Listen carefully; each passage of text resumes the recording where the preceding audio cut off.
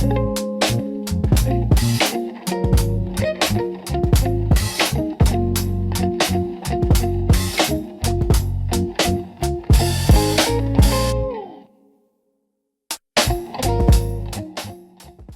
back to the Blerd Brain podcast, where melanin meets the multiverse, where blackness meets the beyond. I'm your host, Mo Betta, and today we have an amazing new guest in the Blerd's nest.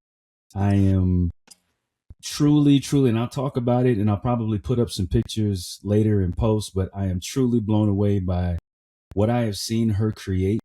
A quick little anecdote: as the 3 or maybe 4 people that watch these podcasts know, I have been trying to get into, I am going to be going to a bevy of cons next year. So Comic-Con, I'm more excited actually about BlerdCon, MomoCon right here in Georgia, DragonCon, Con, etc. I want to make my first experience full out. I can go in a t-shirt if it ends up that way, but I want to be decked out, Wolverined out, as y'all know. So I've been very cosplay aware on social media, and I came across this amazing, and I'm going to say cosplay master. She won't take that title, but I'm going to say it. Thanks. And I was like, when I saw her page, I was like, oh, that's cool. She probably has like a connection with the movie studio or a studio, and they make these costumes. So let me see if maybe, I'll friend her and see if maybe she has a connect. I'd love to have her on the show, but maybe she also has a connect to these things. Lo and behold, she's created them all herself again. I'm putting pictures up, so you're watching pictures, but not even like created like I bought the mold and then I just painted it, like from hand, from material to full costume, full cosplay. Award-winning addition to the Blerd's Nest, Miss Shawna Nanana, ladies and gentlemen. So welcome, of course, welcome. I know I could go on and talk. I'm a talker, so I could go on and on. I would love for you to take the mic and introduce yourself, give a deep dive into you. Okay, so I'm Shawna. I wouldn't really consider myself a cosplayer as much as I would consider myself an artist and a fan. And just like everybody else, I have my fandoms and things that I stan. And for me, it just started because I've always been crafty. I've always been artistic. It started with drawing and then painting. And I have stuff back with like some of these characters. Man, I could literally pull them up from like my photo bucket from high school. I have like sketches of like the Predator and Kid Buu and stuff from like 2009. So I've always had my favorite characters, and I've always used to like draw them and things like that. And then it went from drawing, and then I learned to paint, and then I went to college for art for a little bit. And I did learn how to paint on a bigger scale. And I actually learned how to do caricatures pretty well. So I learned a lot of things I don't even really use today. And then I started going to conventions about maybe 7 years ago. I went to like a couple small ones, but didn't really like participate or cosplay. I would just go and look around. And once I moved to Florida and went to MegaCon for the first time, I was like, oh my gosh, I fell in love with cosplay. And I started dabbling in making my own costumes. And I don't have a sewing machine, but I did sew my first Storm outfit by hand. It was a lot. And I just, classic old-fashioned needle thread. It was not very good, but the way the community like welcomes you and makes you feel like, I don't know, you feel like you are a winning participant, and I loved it. I got addicted to that feeling, the atmosphere, the people, and I was just like, okay, there's more things I want to do. I was inspired by other cosplayers, and I was just like, well, I'm gonna throw myself in this, and if I can figure out how to make a leotard from scratch, then I can maybe make a Predator suit from scratch. So I literally jumped from that to the Predator. And my husband was like, are you sure you want to do that? That's like so much work. And we were looking into how to make them. And that's when we learned, obviously, like, you need like running foam, latex, molds, cast, it's a whole team of people making a suit and sometimes even making a face. Mm-hmm. And so I'm like, what am I going to do? Because I'm broke.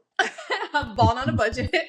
And I'm like, but I want to make this character come to life. So I went on YouTube. I couldn't find anything that worked for me.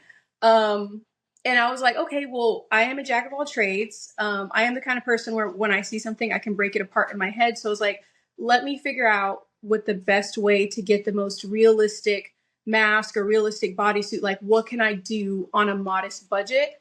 And it was a lot of trial and error and winging things, household items, all kinds of stuff, but I made it work. And now I've made so many and I feel like I'm recognized for it now, which is crazy because that's all I've ever wanted.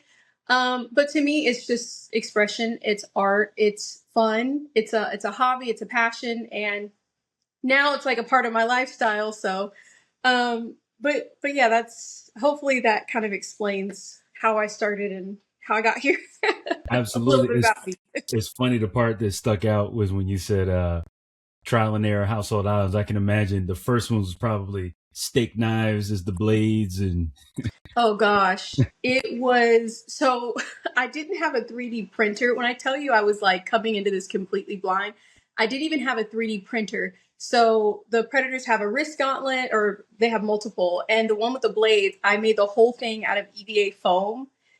It looks so bad. Like I believe I still have it, but the original, gosh, it looks so bad. It listen, it did what it needed to do, but I it look did at what my it needed to do. progress like, man, this is crazy. Well, and probably it looked like that to you, but somebody to Mhm. me, it probably like, oh, that's dope. I want to play with that in the Yeah. mirror and stuff like that. Yeah, I mean, we are our own worst critics, so I Absolutely. can totally see that. But I'm pretty sure I've seen cosplays and I've gassed that person up and they probably didn't feel the best about it. But I'm just like, oh, this is amazing. And I could tell who they're supposed to be. And, I was excited to see them. But people did treat me that way, even in my first Predator suit. So. That's dope. That's dope. Well, we're gonna dig in a little bit deeper, but first, as everybody that's watching knows, what we do are some hot seat questions, and Okay. it's genuinely hot seat questions. In that, as all of you out there know, she didn't have these ahead of time. You don't get time to research them, and it's these three random blurred questions that I do. It's kind of like a test. It's like testing your blurred authenticity. Is like, because it's cool to be a nerd now. It's cool to be a Mhm. blerd now. Yeah. We here in the Blerd's nest at Blerd Brain, we've been nerds since the little jit. Did I say that right? A jit? OGs. Is that The OGs. the I, OGs? I Is don't know, jit because jit a I right feel like I'm term? old. I might Yeah. not know all the slang. I feel like right. I feel like I don't want to say the wrong thing, but jit. I think jit is. I'm looking around asking people, and there's nobody here that is. I think it's jit, but so we're just gonna jump right in. Top three are these three hot seat questions. Number one, top, and I think I know where you're going. Top favorite horror villain other than Predator or Alien. I'm glad you said other than because I really do. I wouldn't even put the Predator in like a horror thing. He's my favorite kind of movie monster, but I don't Mm. know if I'd put him in horror because it's I don't know more just sci-fi. Yeah, you I know don't know. what? Let me change that. You're right. Movie monster. I like that better. Oh, movie monster. Yeah. Okay, so I'm glad you said that I can't include the xenomorph because that would definitely be up there for me if I couldn't choose the Predator. But I would say I have two because I just can't pick one over the other. But they do have some similarities. One is from my all time, well, one of my all time favorite movies, definitely like top three for me, is The Thing from the movie The Thing. Mm-hmm. And I would suggest watching the original movie with Keith David in it if you haven't seen it. John Carpenter's film. It is based off of a story, and there has been a remake. The remake is pretty bad. I would highly suggest to skip over that if you can. But if you can go back, that movie is a cult classic, and it's all practical effects, and that's a big thing for me. Like no AI and no CGI, none of that stuff back then. I believe it's a movie that was made in the late 80s to early 90s. It's amazing. Anyway, the Thing is a creature that can embody anything living and basically, how can I say it? What's the word? They can basically mimic whatever they have embodied Mm-hmm. and kind of, how can I say it? They can take over like your personality and stuff like that. So you could have been taken over by the Thing and be in a room of other people and they can still have a conversation with you like they know you. nothing on the outside of your appearance will change, and you've just been like infiltrated. And the thing, it takes place, I think it's in like Antarctica, in this like little scientific base station, and it's an isolated type horror. But I really love that creature. It just gives you this weird feeling of like it could be anybody, it could be a dog, like it could be anything, and you never know who it is. And it jumps from like person to person, but after it embodies you, like you're no longer you, you're gone. So that's a really good one. And my second, I would say like my tie is Pennywise. I love Pennywise, and I feel like he's a shapeshifter as well. He did scare me a lot as a kid, like a lot.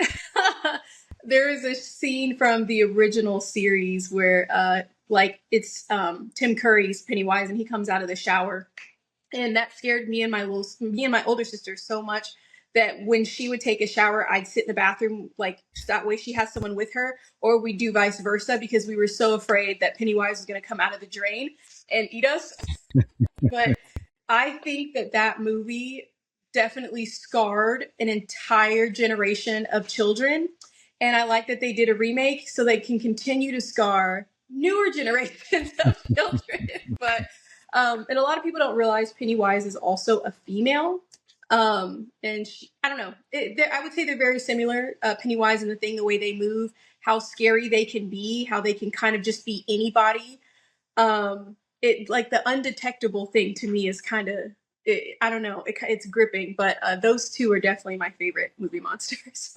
we are so with the Thing. I've never seen it, but when you said Keith David, I'm a huge Keith David fan, from movies to video games to his voice in cartoons, etc. So yeah, that's on my list. London. Yeah, that's definitely on my list. Now that you said, I feel like it.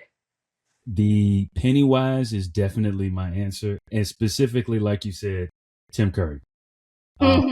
Because of, I mean, yeah, some of it was the age that I was. Yeah.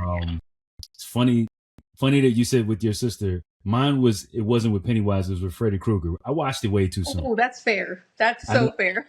Yeah, this is before they had the parental advisories on everything. And we went to this little corner store. I was probably 6.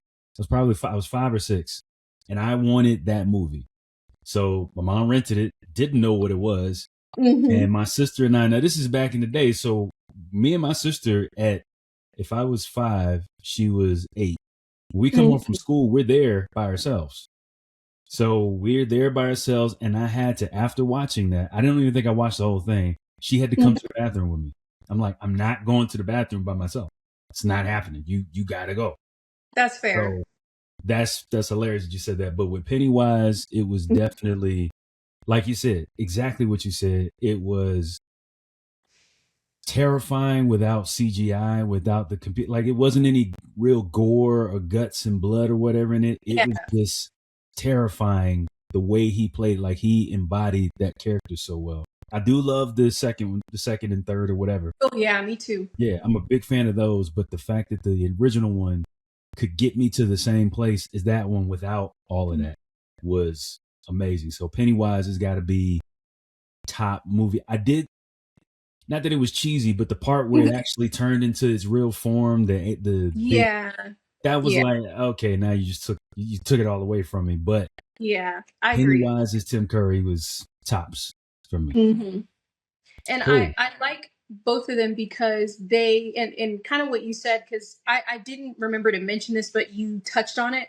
But it's like a different type of fear, like a psychological fear. It doesn't always have to be like the blood and guts and the, chop, chop, stab, stab.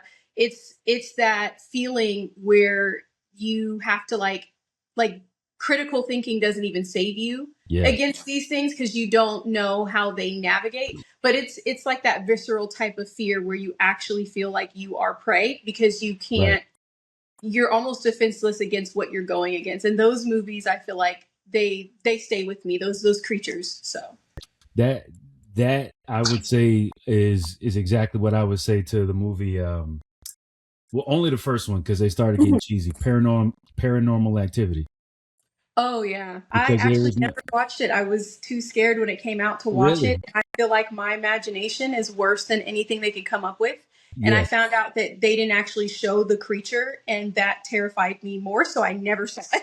that was the best part. There was never an actual monster. There was no blood and Mhm. gut. It was just, it was like, so it was set, and I won't tell you the whole thing in case you ever watch it, but it's Mhm. basically set up like it's a home, like Blair Witch Project, the Yeah, first one. yeah, I So do like remember to that. see, they didn't have like extra special cameras, and there was no, Mhm. again, CGI, whatever. But to just see, I don't want to ruin it for you, but it was. Oh, you're good. You're good. Oh, you're like, yeah, I'm never gonna watch it. Okay, to see like a sheet move where you're Mhm. watching, because you're watching the when they play the film back, to see the sheet move like somebody just got in the bed with you, or to Ooh. see like they put this powder on the floor to catch whoever's in their house. You can see the footprints on the ground being created, but nobody's there. My sister actually saw it because she's older. She saw it with her boyfriend when it first came out. Mm. She told me about that part, and she was just casually talking about it after the movie. But I was so scared in the safety of my own home. Like, I was just sitting there, I had like chills. I was like, you don't have to tell me anymore, because I was like, that's so creepy. And I Yeah, was able to see like pictures of it like a couple years later, and I was like, nope, nope, nope, nope. Them toes do not look normal. Nope, no. Like, the first and the second one were great. The mhm, After that, they became more.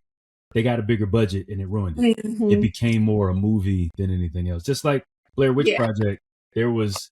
I think they probably, the studio put it out themselves that it was a real thing. So you kind of like, yeah, is this real? Okay. And we didn't have Google heavy like that at the time, yeah. so it's like, is it? And it came across as real. Again, you didn't see the bad guys, you didn't see the killers, but for me, the biggest things are what you can't see, like you said, and then children's voices, like Ooh, children laughing in a situation where it's really? supposed to be scary.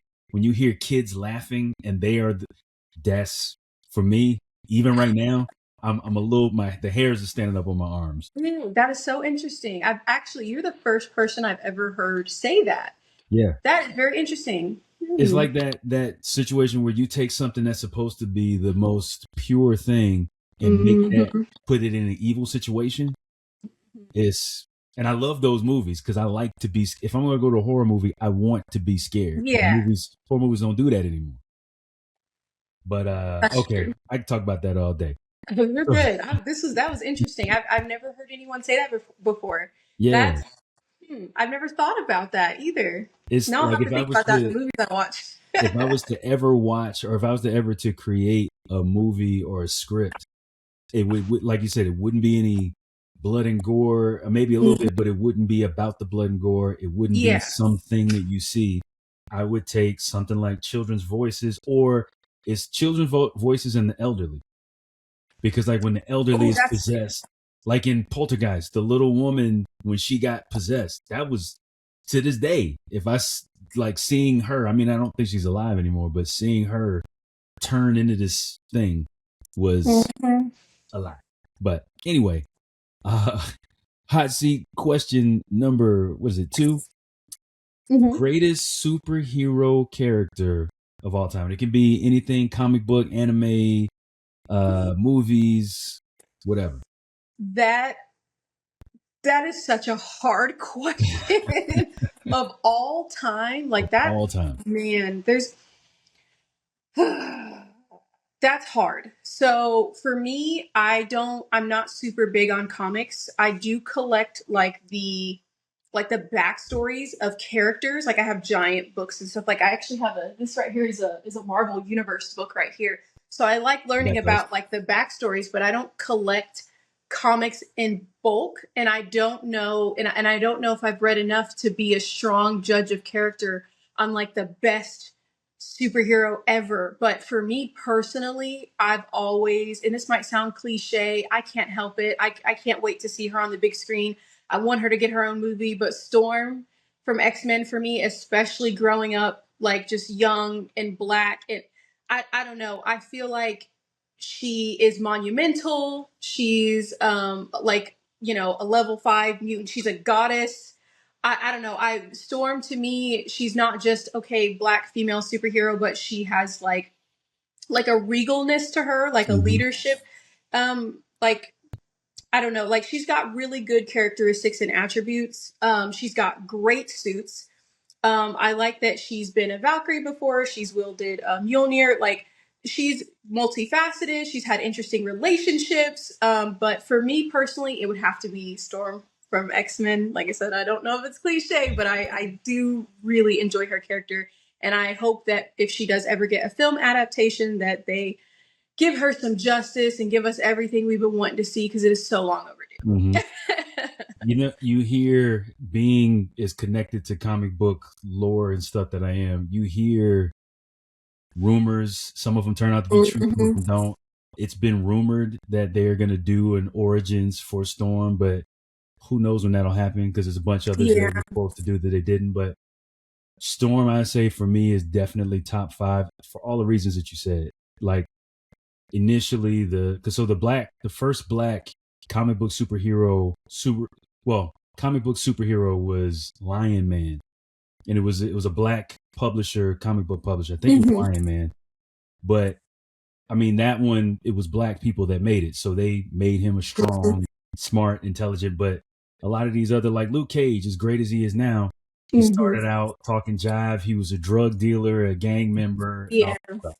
But Storm, I've said this before to a friend, it almost feels like they, as in Marvel, the creators, they weren't. It's almost like they made an unintentional mistake, which was like a good thing. Like, they made her regal, like you said. They made her an actual goddess. She was an Omega level mutant, but they made her.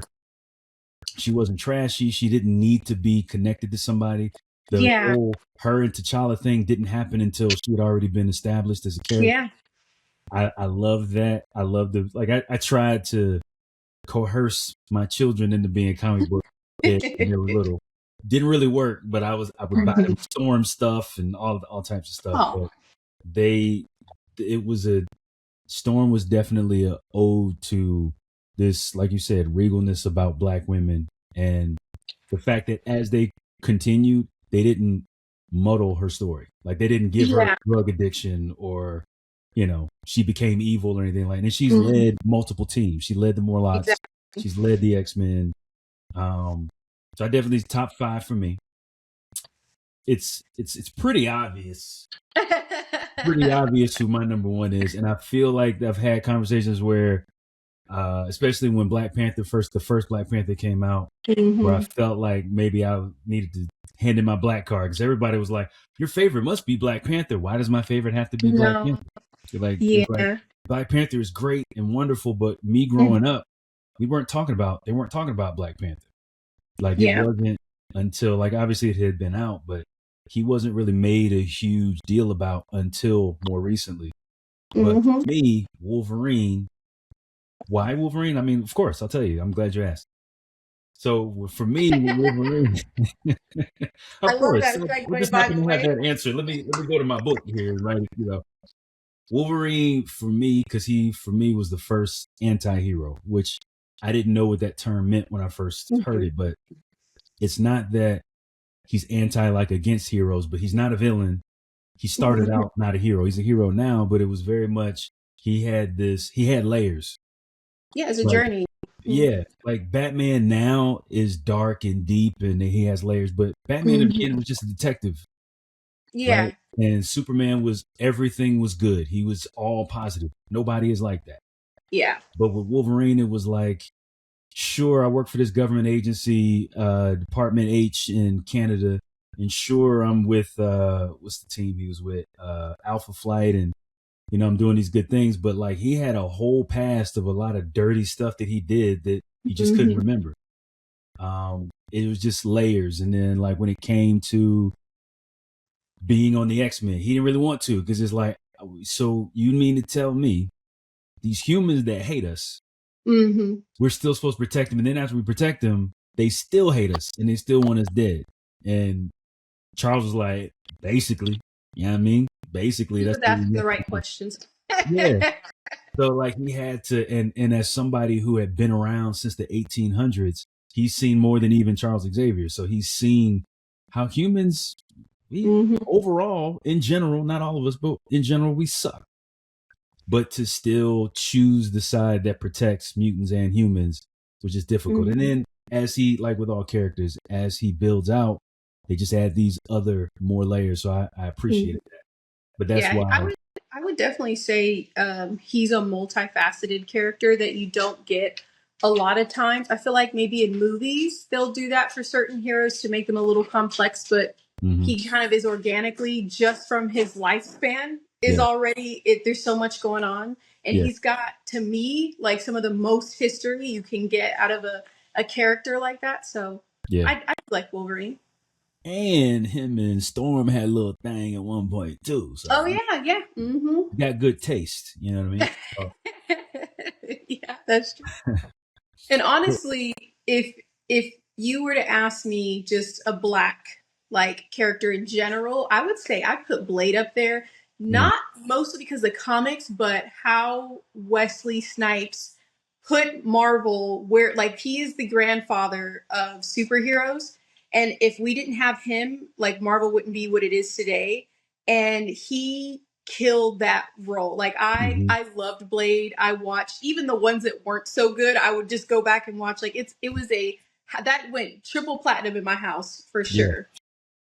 It's funny that you say that because I was. It wasn't even my own post. I was going through YouTube, some of the nerds that I follow, Mm-hmm. and they talked about all of these things that saved Marvel, and they didn't mention Blade. So my comment was, Dang. it's funny how you don't mention the one thing that Stan Lee himself said saved Marvel from bankruptcy. This dude then goes into Oh, numbers. I actually did not know that. Wow. Yeah, so this Wow. guy, some other guy, got on the comments and was like, "Of course you're gonna say Blade." He saw my picture, so saw that I was black. Yeah. Of course you're gonna say Blade, but look at the numbers. Blade didn't make X, Y, and Z. Da da da. I was like, so Mm-hmm. you're gonna tell me that you know about more about what Blade did for Marvel than the creator, one of the creators of Marvel, Stan Lee, Mm-hmm. because he literally said Wesley Snipes as Blade saved Mm-hmm. Marvel Comics because they were going into bankruptcy, and it let them know from a financial standpoint, not necessarily, but it was the catalyst to let them know, oh, we can Mm-hmm. actually do movies. It's not just about Yeah. Superman anymore. Like these are profitable. Mm-hmm. Yeah, yeah. So Wesley Snipes definitely. There was no other Blade, which I do have mixed feelings because Mahershala. I think Mahershala Mm-hmm. would have done. He was the only other person that could have done it. So the fact that they're not doing it now hurts Mm-hmm. a little bit, but we'll see. Can I just say, because I know I listen, I know we're rambling, but there's just some good thoughts. I would just like to say I would like to see what they could do, but I would like to see a Ryan Coogler spin on Blade, personally. Fully. I would trust whoever it is that he put in because that man is a genius. It's Yeah, like watching him is like watching Jordan Peele. So yeah, like whatever he does, I'm all in. If especially after Sinners, oh my gosh, whatever he decides, or if he's like, hey, 2028 or whatever, I'm thinking about doing. I'd be like, okay, yeah, we're all co-signing. Just let us yeah. know when and where to be there. We'll dress up. We'll see you at the movies. Like That was that would be why amazing.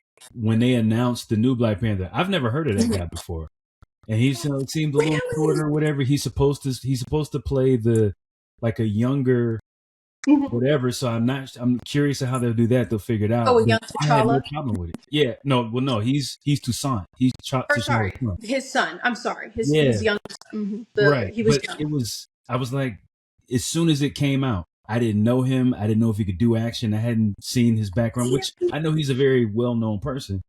But the fact Wow. that Ryan Coogler, I was like, all right, I'm all in. Let's go. I'm just glad they're coming back out with. Hmm. So I would recommend this, and I'm sure you probably have a long list of movies to watch, but you should definitely watch Alien Romulus. I think it came out. Was it last year or the year before? I think it was last year. Was that a Anyway, it series? was the newest installment of the Alien franchise, like a part of the Alien franchise. And the guy, his name is Fede Alvarez. He was the director.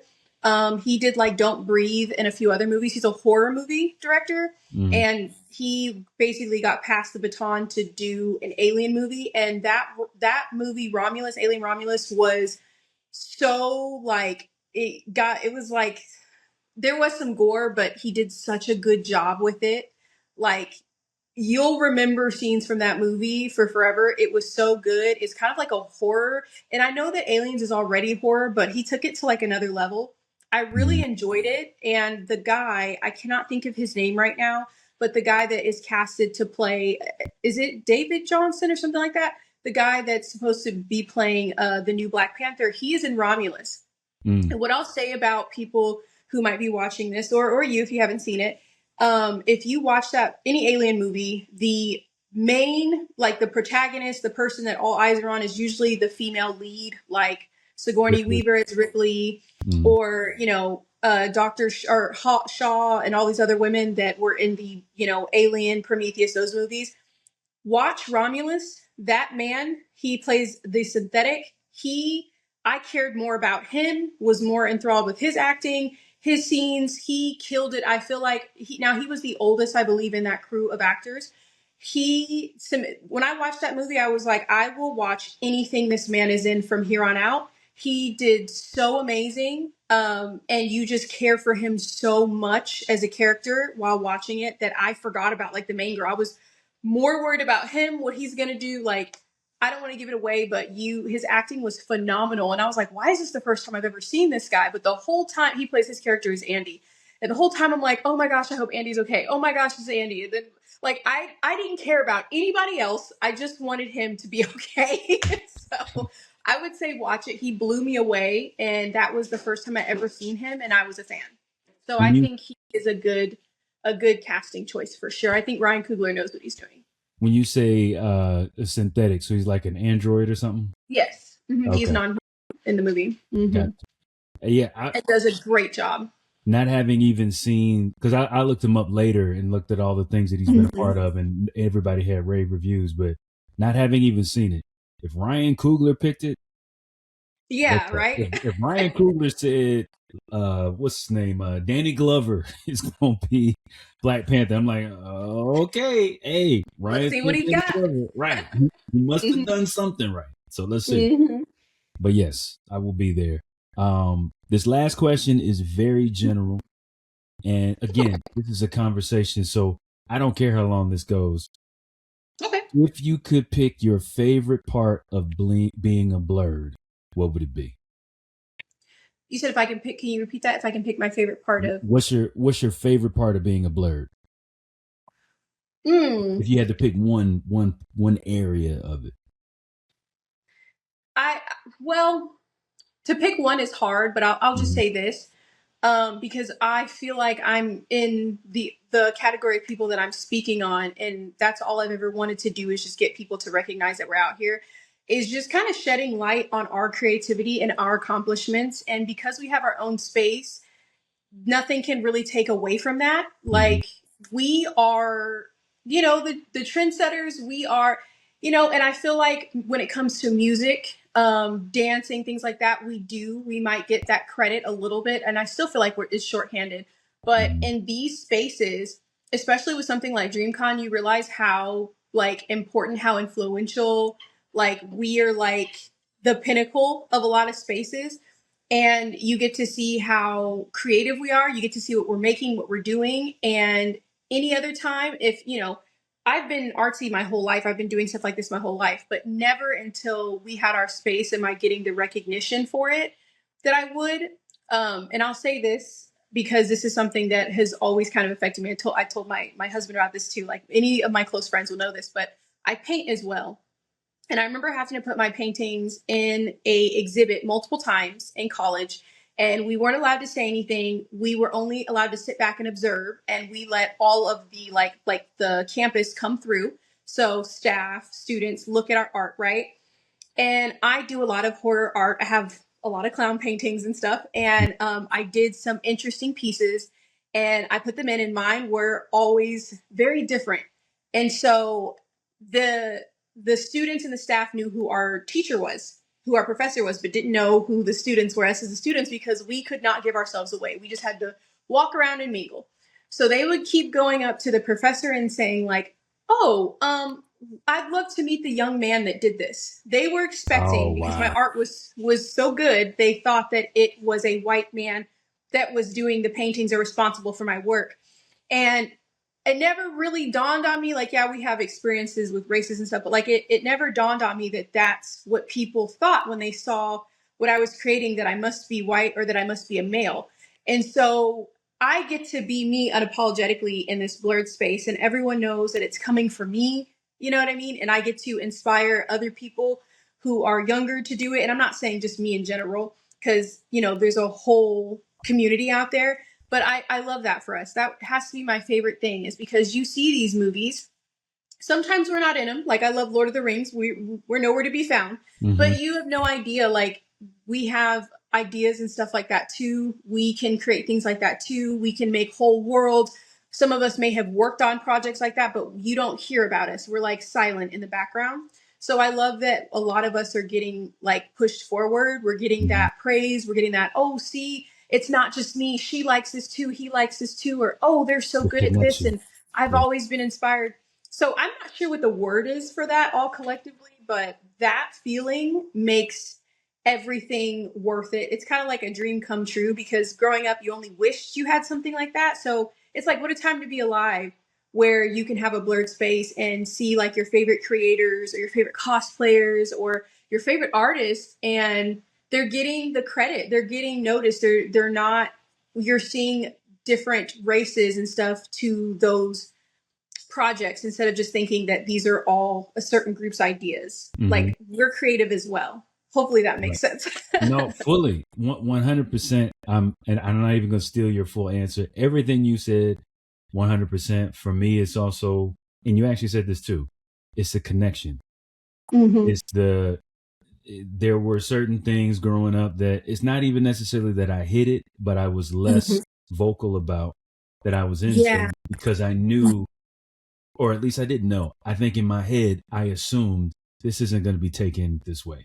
Even though, you know, my next door neighbor, who is a white dude, he can go out and talk about the X-Men or whatever. But for some reason, as much as I love him, he's the one who introduced me to him.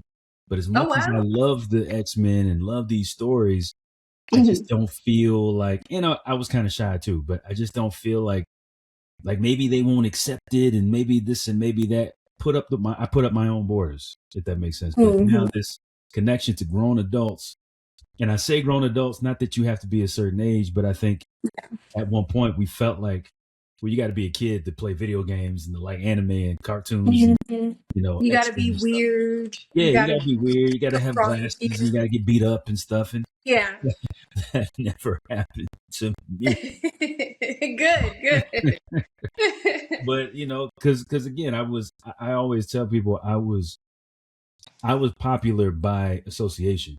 I didn't necessarily do anything to be popular. My friends were the popular ones. So I was just in that group. It's like, oh yeah, Moses, well, they call me Trey. Trey, the popular, he's popular, da-da-da. Not really. I'm just hanging out with this guy and this guy and this guy who's whatever. But for me, it's connection. The connection to folks who have the same stories as you. Everybody that's been on this podcast, for instance, have very similar stories. All different backgrounds have very similar stories of growing up a Blerd before the term Blerd existed. Yeah, you know? and not like fitting in or not having a space or not. I feel like, especially in the Black community then, because like things are changing for the better for sure. Like, we're taking mental health more seriously. We're believing in therapists and stuff more. Like, we're seeing, you know, we're allowing ourselves to do things and like break generational curses and stuff. And like part of that too is like media and like what we consume. Like, I love seeing like Black people break into country music, and it's like, we invented it. Like, house music, we invented it. Like, I like that we're taking some of these things back and like making a space for ourselves. I love like the alternative Black scene. Like, there's just so much. And before, it's like something our community didn't nurture that. It's like, if you did stuff like this, you're weird. And now it's like, wow, you could go work for like Hollywood or Disney or something. Like, and it's just like, I would have never heard that growing up. It's definitely different for the better, for sure. you're weird, or you're acting white. Yeah, that too. That was another one. Like you can I get that too. Right. Especially being born in California, I got the Valley Girl. You're acting white. You're talking white. The comic book thing, that's white. Like, wait, what? But no, you're right. You're right. To the point that you also made about, you know, we're not in Lord of the Rings, but creating our own worlds. That jumped into my head in this kind of kind of a sub or whatever, different direction. But I'm a big fan of Children of Blood and Bone. That was I'm not a big reader if it's not a comic book.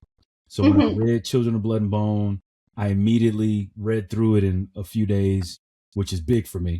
Then I jumped into the next one, which was huge for me. And I literally, because I was late to the first two, but I had read through them to the point where the third one hadn't come out yet. I have never in my life, for Jordans, like most people do, for video games, I never stood in line to wait for something. In my mind, it's like, it's going to be out. I'm not standing in line. I don't like people enough to do that. I stood in a line. There's only 2 people, but I stood in a line and waited outside Books of a Million to get that book and read it cover to cover. I stopped talking to people. I had to finish it and see what was next. And that movie, I know that there's a lot of background stuff where Tommy, I can't remember her last name, who wrote it, she doesn't want to be associated with the movie. There's beef between her, and I understand all that, but the movie looks grand. It looks amazing. The cast is Viola Davis is in it.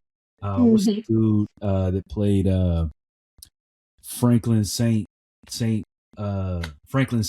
in Snowfall? I have not seen Snowfall. I've not. Okay, well, this is over. It's good night. This has been really glad to hit stop. No, I can't remember. Why he's late. He's dating. What's the girl's name? I don't know who she is. He's Lori Harvey. Lori Harvey. Yeah. Oh, okay. Oh, the Damson Idris. That's it. Idris Damson. And that's his name. I can say it backward. Okay. And it was almost like and I promise you, I wrote this down somewhere and I want to find it. I didn't put a date on it. As I was reading it, before they announced that the movie was coming out, as I was reading it, I could see certain characters in my head as certain people.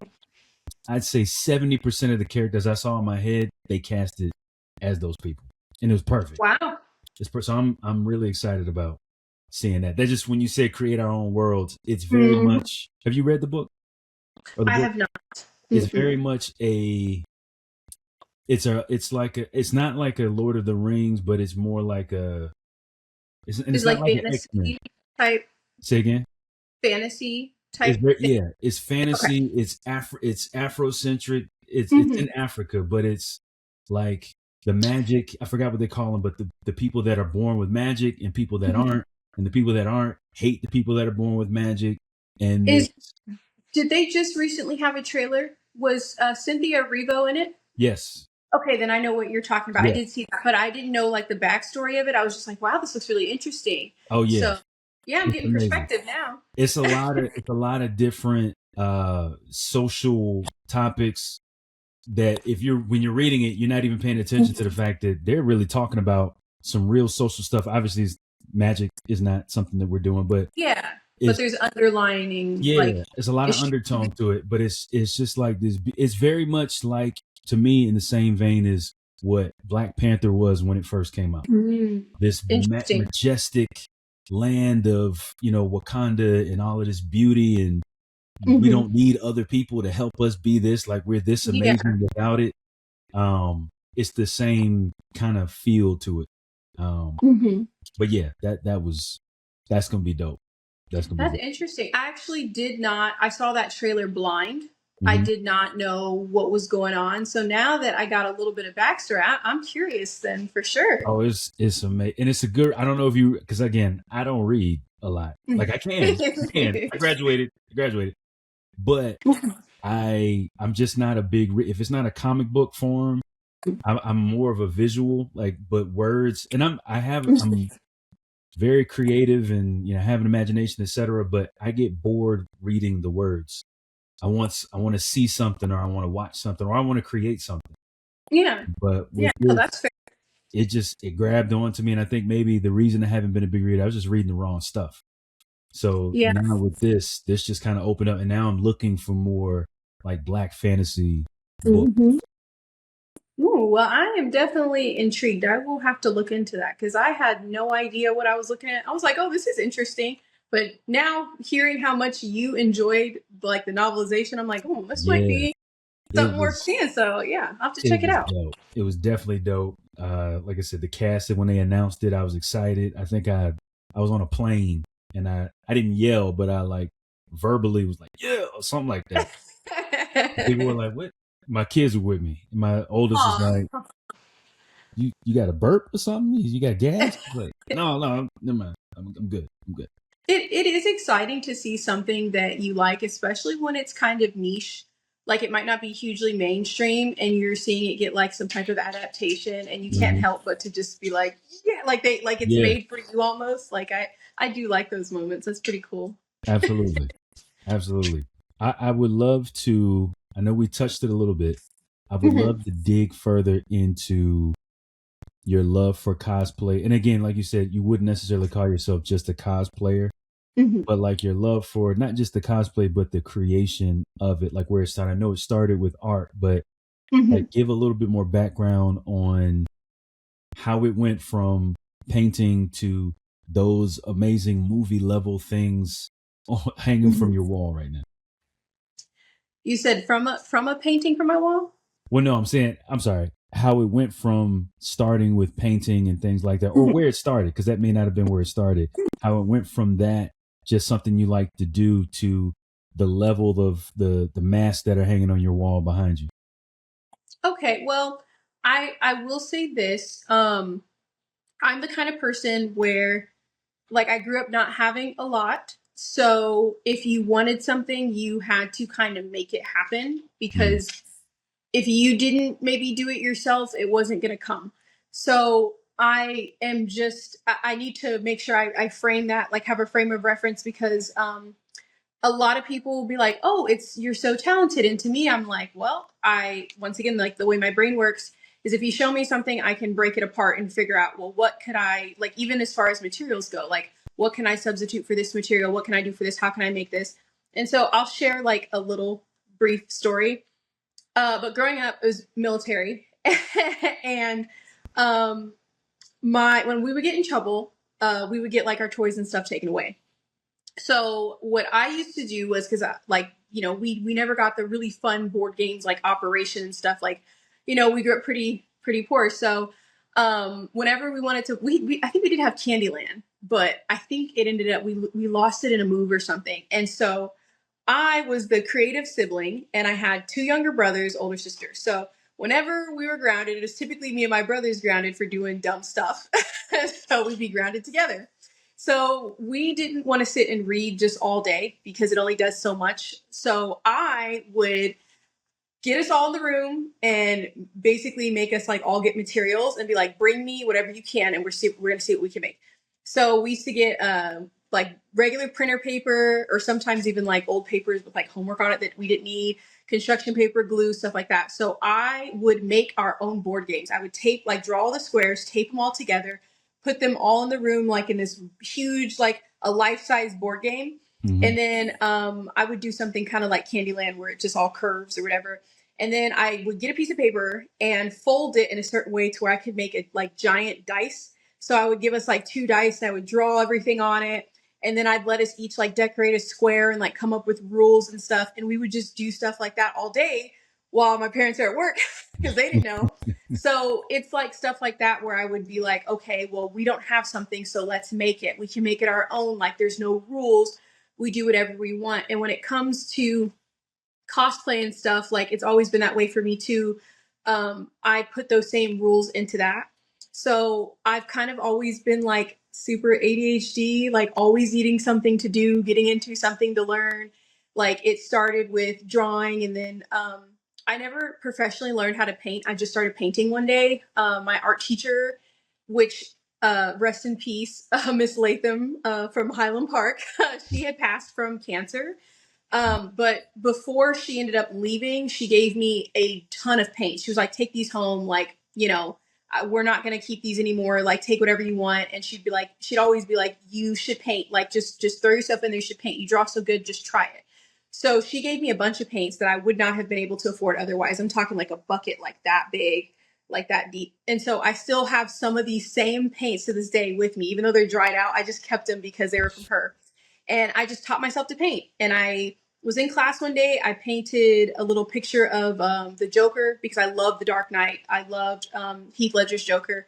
And people were like, that's really good. Like, where'd you learn that? And I'm like, I didn't. I just got paint and I learned it in class. And so she would kind of like push me a little bit, like, here, take some more stuff, like do more stuff. So started painting from there. Once again, no rules, just kind of self-taught. Some of my stuff did sharpen in college, like color theory and things like that, painting on a bigger scale. But like, I just would go into things with no rules. And then one of my first like big girl jobs was Sephora. So I learned how to do makeup and I wasn't really good at it. So I kind of learned backwards, and same thing. There's no rules. So I was using the wrong brushes to do stuff and using the weirdest techniques, but they were working. And then I got into hair too. I used to do a lot of stuff with YouTube. YouTube was actually my first job. It's where I got my first paycheck from. And I would teach myself how to do like wigs from scratch, do hair, all kinds of stuff. And I'm a person who wasn't even allowed to wear makeup in high school. So like I would teach myself to do these things and then kind of like master it and then move on to something else. So when it was cosplaying, like I said, I started off with like just doing little things like a leotard or maybe like a little headpiece or something. Then it was like full on, what do I need to do to get these pieces to look like they were made in Stan Winston's like building or something, because he's like the OG. He makes like every creature like, and as a person who Starship Troopers and stuff like that, like the characters and stuff, I'm like, are the creatures. I'm like, how can I get something that looks that good practically, but doesn't require that much money? And so I just started looking around and playing with materials. Like I said, I did have some trial and error. There's things that I used and I was like, oh, this has no stability. There's things that I used that fell apart. There's things that I made that I couldn't finish on because there was no support, like structurally. There was a lot of, oh, you could use this material, but this material doesn't allow you to paint it. This material you can't sand. This material hardens too quickly. This material needs priming, sealants. And I'm like, I know nothing about any of this. So when I tell you, I really threw myself in there and there's like no instruction, like that's what I did. And so I started off with a masquerade mask, and I still have it till this day. I do have sort of a method. I don't have a, what do you call it, a template yet, but I do have my own method, the method to my madness. So I do have my very first mask here that I ever made. It's not finished, but I keep it this way so I can show people where I came from humbly, because this looks pretty awful. But this was my first attempt at making it. I'm sorry. I said to you, I would put that on just like that. That's good. Well, I appreciate it. But there's some things in here that were like tried and true, and other things I'm like, I'm never doing again. So I like to show people because obviously this is what all these masks look like underneath. Unless they're maybe black or gray, because it's just the color of the foam clay and it's so old, so it's kind of dusty. But anyway, the base of this is just EVA foam, and EVA foam you can get for like anywhere from like $7 or more for a roll. So if you get a whole roll of EVA foam, that's enough to probably put together the base of like maybe 6 or 7 predator heads. I'm not sure. So it's very cheap material, very lightweight. Usually cosplayers use it for armor and all kinds of stuff, headpieces, gear, you name it. It's just a very forgiving product. So I was like, okay, they have that and it's on sale at Hobby Lobby. I'm going to get that. And I like to show people this right here because all of my masks underneath started with a very cheap, like $2 masquerade mask. Because I'm sitting here like, I'm so bad with measuring things. I don't measure anything. I would like to say that too. I know Black people don't measure when they cook, but I don't measure when I make my cosplays either. I'm not gonna hold you unless it's my waist or something. I'm not measuring. So we're gonna let the Holy Spirit guide us. So because I know I'm that way, I was like, I need symmetry in every one of these masks. I need to make sure that they sit perfectly over my eyes, the bridge of my nose. So I just thought, okay, well, let's just use a masquerade mask. And what I would do is kind of open up the eyes so the eye holes are bigger, because if not, they just kind of sit and make you feel weird. And I just started gluing and building on top of that. So this is about $2 a product, another $7 a product. And then I use about anywhere from 2 to 3 tubs of EVA foam, which is this right here. This is what I sculpt with my fingers. And it does harden. It's very solid. It dries. This has not been sealed or primed or anything. This is just straight up EVA foam. Foam clay. So it does harden. But I just use that, and those are about anywhere from $2.99 to $3, or sorry, $2.99 to $4 from Hobby Lobby. I know it can get up to like 12 on Amazon, but I go where there's a deal. And so there's probably less than like $20 worth of product just for this mask. And then you add some paint. The paints I get 39 cents to $1. Listen, I am so cheap. And the way I feel is if you got to work smarter, not harder. And I don't have to be any more, I don't know, broke. So I don't know. I just kind of wing everything. There, like I said, trial and error. And I feel like if there's a will, there's a way. And for me, growing up, I said all that stuff with the backstory just to say, like, nothing has ever really stopped me. If I want to do something, I'll just do it. Even if I have to fail, it's like there is a little bit of strength in that because you can figure out what doesn't work, but it gets you, like, each time you fail, you're a step closer to figuring out what does work, if that makes sense. So I am just I don't take no for an answer. Like, I'm like, I love this creature. I love this monster. We're going to make her look real, and we're going to do it, and we'll get there. So even though I didn't use her, there's some methods that I still did keep from this that I used for my mask, and I was able to, get what I have now from starting from here. But yeah, hopefully I didn't go off too much, but hopefully No. So I was actually going to ask, or not even, I was initially going to ask and you answered it. Like, was it done? Because the fact that that makes it even more amazing. Like, it looks like, oh, maybe she has a cast and she made it from this cast. The fact that you do that, each one by hand to make them, like, there's no one that's like the other. No, they're all even more amazing. Yeah, that's what I tell people too, because some people are like, oh, do you commission them? And I'm like, I'll let you know, because people are like, oh, I really like that head. I'm like, I can try, but every brush stroke, everything, including the dreads, I painted everything by hand. So there is no way I can make a complete replica of what I have, because it's a one of a kind each time. Do you get that regularly, where they're like, I want specifically the one that you have on right now, or that you have on the wall? Sometimes people are like, do you plan on selling that? That's so cool. And I'm like, okay, first of all, they are made for my little head. I have a little peanut head. They're made for my little head, so good luck. And I always tell people, if I sell them, maybe a smaller man or a shorter man to maybe a teenager could wear them. Anybody bigger than that, like, if you got a big noggin, it may not fit you. It may not line up just right. But yeah, I do get that. I do get that a lot. Or people are like, can you just make me one? And I'm like, I have probably like 50 people just sitting in my DMs right now, like on my request, because they want me to make them things, and I can't even begin to like start. There's just no way, because I'm one person. Right. Well, and even like you said, like, these productions have multiple teams to do what you're doing by yourself. Yeah. And so when people are like, oh, how much for a suit? I'm like, I've never sat there and thought about pricing it, because I make not just the heads are just what you guys see, but I make the entire suits, the gloves, even the fingernails for my claws, I make myself. So there's so much that goes into it, which I can show you. I can send you a picture so you can show them. But there's so much that goes into the details. The bodysuits, like, I know that when and I'll take this one off for you. Let me put this one here, but it's when you see it from a distance, you don't realize, like, each of these spots are by hand. Each of the veins, there's veins in the mouth and all that, all drawn by hand. Like, there's a dark pink to a light pink to, like, all this shading, that's all by hand. So even the teeth, like, they go from a white to a yellow, like, all that is by hand. So when someone's like, how much do you want to charge me? I'm like, I'd have to sit down and make a list of everything that you're wanting, not including the bodysuit, the feet, your armor, and then price from there. And I don't think I've ever just sat down and even counted how many pieces I do for a suit.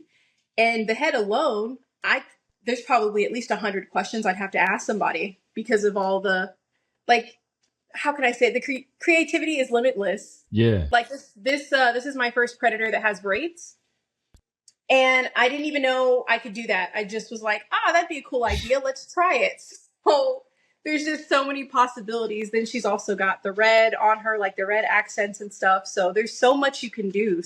Right. I don't know, but I guess I'm going to have to get to it. because maybe I'll make the mask for the right person one day. I think it's one of those outside looking in, because from the outside for us, it's like, oh, I mean, you could make like thousands of dollars per suit, like whatever. Yeah. But then we're not looking at how much work it takes you to put into both the mask and the suit. But and then the next thing people say is, man, if I could make those, man, I'd be making a whole body. Maybe not. Maybe if I could make those, I would burn myself out trying to create these for other people. That part. Yeah. But yeah, I may have made 3,000 on this suit, but I'm never going to do this again. And now my whole, something that's a part of me, I've now completely shut off, and now I'm depressed. And that's what I'm kind of scared of doing, because there's things that I love to do. But I'm a person. I have a job. I've got 2 dogs, a cat, and a pig. Like, I got a lot of stuff going on. I got a husband, like, you know. And then I have my other things that I do outside of this, and trying to keep up with my social media, because ever since DreamCon, that has blown up. Like, people have seen me on stage with this, and it's taken off. Like the costume contest footage or cosplay contest footage from DreamCon is just definitely, I think after one post, I ended up getting like 8,000 more followers in like 2 weeks. It hasn't even been a full month yet. Like, it's insane. So I'm like trying to keep up with all that too. And it's a lot. And I try to tell people, like, I appreciate all of it, but I am one person. If anything, what I think I may do, because I know someone watching this is probably like, oh, just so curious, is she going to sell something? If I do, I will make an announcement, because I am already considering the gray one here in the middle. She is retired. I will never wear her again. There's just certain things and freedoms and liberties I have with this mask that I didn't have with the one with the closed mandibles. People don't realize, but it's so hard to see in these masks. And this one I did master in the my OG one right here with the biomask on her.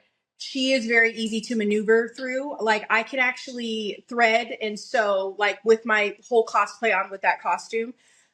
They have a lot of holes in the mouth, and I'm able to look down and see my hands and grab my phone and do all that stuff. I never realized, because that was, you know, all my masks had an open mouth. This one hasn't been carved open yet, but they all have a like splayed mandibles. So when I decided to close it, I was like, I can't see. I can't see anything. I can't see my hands. I can't see my feet. I cannot see. So, like, imagine you already don't have peripheral vision. Now you can't see anything below you. And it's like, I'm usually very independent at conventions, and I was like, I can't do this. So that one, I will probably not wear her again. So she'll probably be sold for display. But when I do decide to sell her, I will make an announcement for people who are interested. I'm probably up here or over here. I'm putting the link somewhere. Make sure that y'all go support, follow, like, and all of that good stuff. Because thank you. I'm hoping that I can maybe get somebody to do a Wolverine rendition. Well, you do not have to hope, because that, like I said, that's something that's very doable. So yeah, don't worry, I got you. I feel like to make a Wolverine mask, no matter how complicated you might be thinking of it in your head, it's probably going to be so much easier than one of these, for sure. Right. So I could tackle it for sure. Y'all out there heard. So you heard. She said that she's going to do it. So if y'all see me going to Comic-Con with no Wolverine mask, make sure you hit her up. It's going to be mine. It's something that I made. That'd be awesome. Because I actually, this one, and I really like this one, but it's, so I mean, it's hard, and I mean, I know I could put foam on the inside, but I got it where these black parts of the cowl magnet off, and I thought that would actually make it easier, but the magnets aren't strong at all. So like the first one that I got from the guy, it's all 3D printed. I put it on, it didn't fit exactly like I wanted to. I turned my head, and the side came off and cracked on the ground. Now, he gave me the other one for free without me having to send it, which I really appreciated. This one is the one that cracked, so I glued it back together, and I glued it shut. So it's a display piece, and it's great. Yeah. But the other one, it fits a little better, but again, it's not something that I could wear all day. Yeah. And I think is it like not durable, or just like for longevity? Yeah, it's not durable. Like so I take it back. It's durable in that it's 3D printed. It's hard. If I just put some foam in it, it'll be more comfortable. I think the eyes are pretty easy to see. Like it's got this Mhm. the white covers, and I can see through it. Okay. It's just that it's with the magnet one. I probably should have went with the version that isn't magneted. With the magnet one, Wolverine is a Caucasian male, and Oh, the your nose. nose is So my nose, when I put it on, it separates the magnets at the nose, which makes the rest of it, loose. Okay. So it has a standard fit, like a standard bridge, and it's Right. not forming to yours. Okay. Yeah. So like, and I can't take this one apart just because I glued it, but these black parts come off in this nose area. It, like when I look at the pictures of other people, it fits them, but they are, they have thinner noses than I do. Mm-hmm. No, those little things like that are what can really make or break your cosplay. And Right. that's why I like when people do little spins on things, or like how they might incorporate something like their natural hair or their skin tone like into their cosplay. Mm-hmm. Because like for me, like I love the Predator. I'm like, I'm gonna make it a female. Like we're gonna put all this body yachty in a suit, okay? Like we're gonna make it work. Like I didn't want to have to change anything to be the character I wanted to be, if that makes sense. Right. So for you, knowing that you're not too far from me to make something for you, if there's a chance I could either meet up with you or get you to this is gonna sound kind of weird. One of the things that helps me is doing obviously poke holes, but if you can get saran wrap and cover at least this part of your face, and then add a bunch of little either what was it called, masking tape on top of that or something, so I can get the shape of your face. Yeah. That would help so much, so that you don't need to be there, and I can use that to mold a mask out of. Like, do you see what I'm saying? Like I have a blueprint,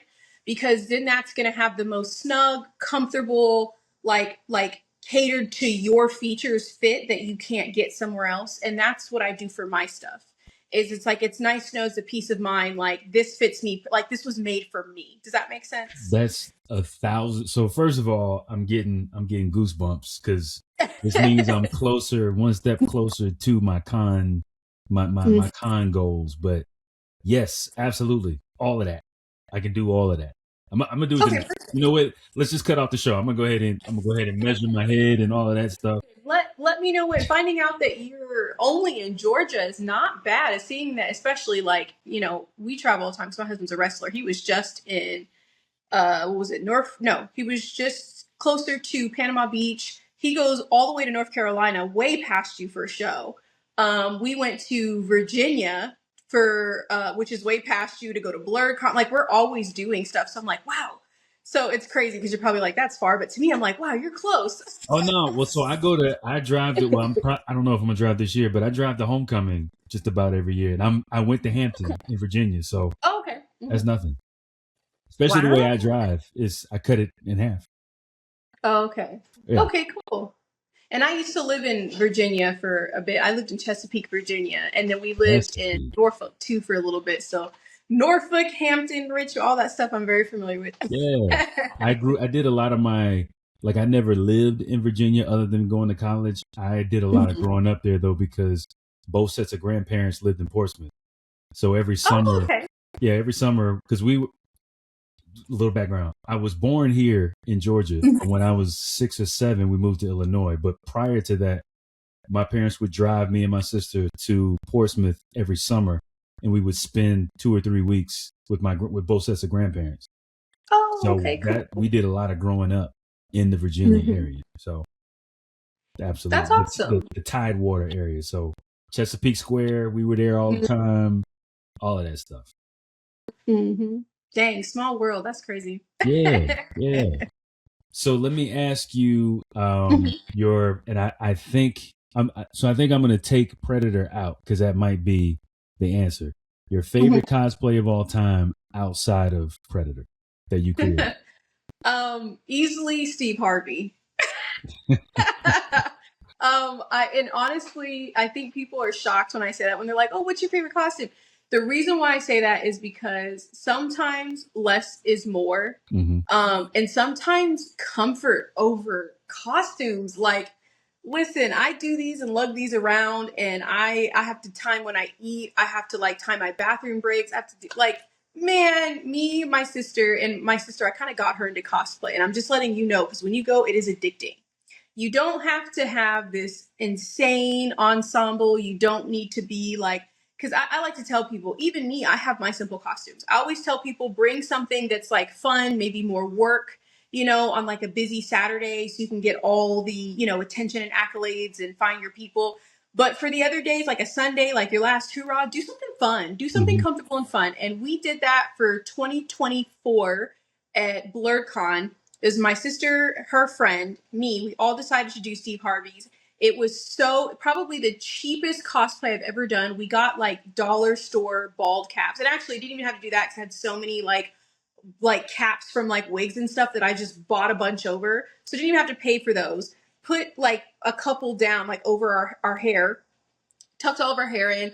Another friend bought the mustaches. So we had these like cheesy little mustaches, and we had like not a lot of space between our lips and nose. So we had to like trim them and put the mustaches on. I bought a suit from a hospice store here in Florida for like $8, like a full, probably some old dead man's suit that like, good looking out to him because that saved us.